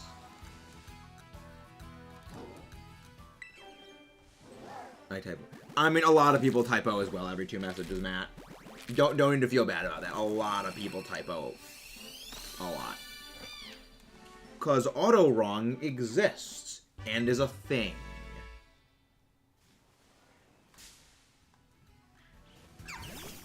Oh yeah, right. Nimble. You're tiny. Nimble is a great shine. I love the gold. I love the gold. Gonna grind her for the next hour before I have to go to bed and return to school from work. Yeah, the worst part about winter break is that when it ends. Like that is the worst part. Just because. You know, just because. You know, okay, it's coming to an end. You know it's coming to an end.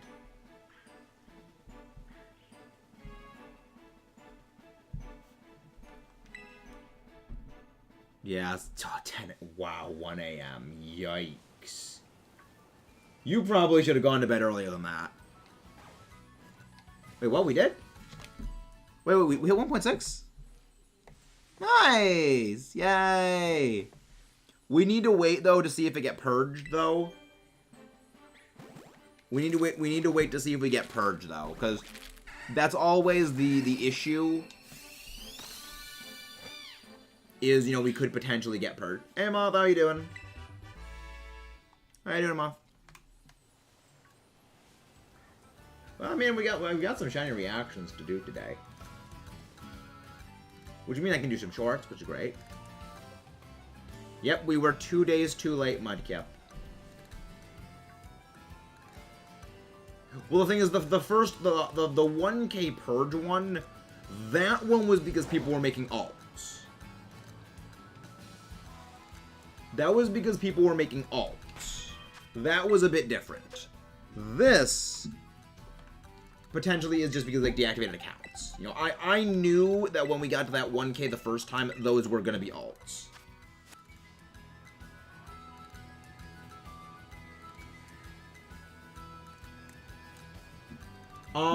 How are you doing the hunt method for that, though? But yeah, Lucas, we are going to be ending after this batch of eggs hatches. So, we can trade right after this.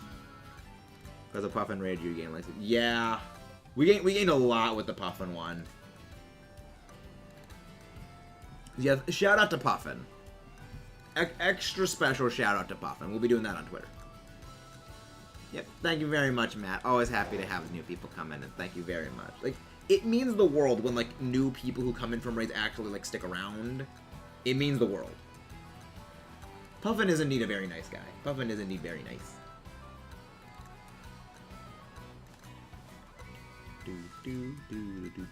Want a shiny hunt, but I lack herbs. I only have one. Skill issue. Skill issue. Sandwich method. Yep. Yeah, sandwich method. Okay, so like every time you look around, picnic, unpicnic. Yeah. Those odds are about 1 in 500 if you have the shiny charm, like 115, like 112 or something like that. Okay, wait till I rejoin streams, come back to dinner, and then remembering you set this up. Huh?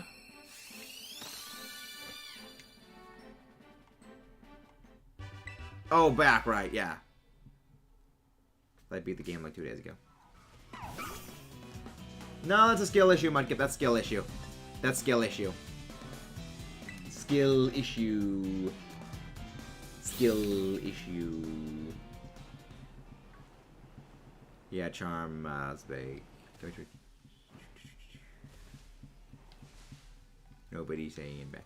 Yeah, I mean, not as many people are, like, coming back at as much, so... Yeah. Don't worry. It'll happen eventually. Got a few random times. Yeah.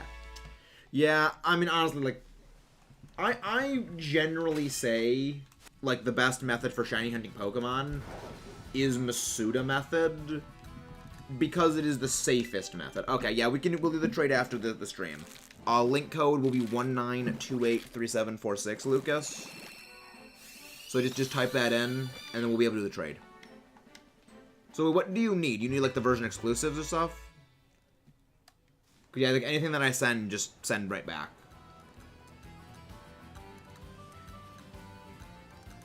There we go, and that is the last.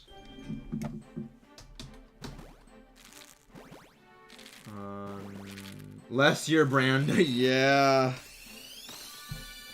Yeah, that happened. A burst in artery not hatching anytime soon. Wow, what did Masuda eggs ever do to you, Mothcloak? I don't accept shiny trades, Lucas, if that's what it is. I don't accept shiny trades. But, with all that done, we're gonna go on a raid over to Frog Enough, who is also shiny hunting for Scorbunny. I will see you guys. I don't think that Johto Wooper is actually in the game at the moment. I don't think that there actually is, like, regular Wooper is in the thing yet. But I'll see you guys next time. That's Rog and Rolla.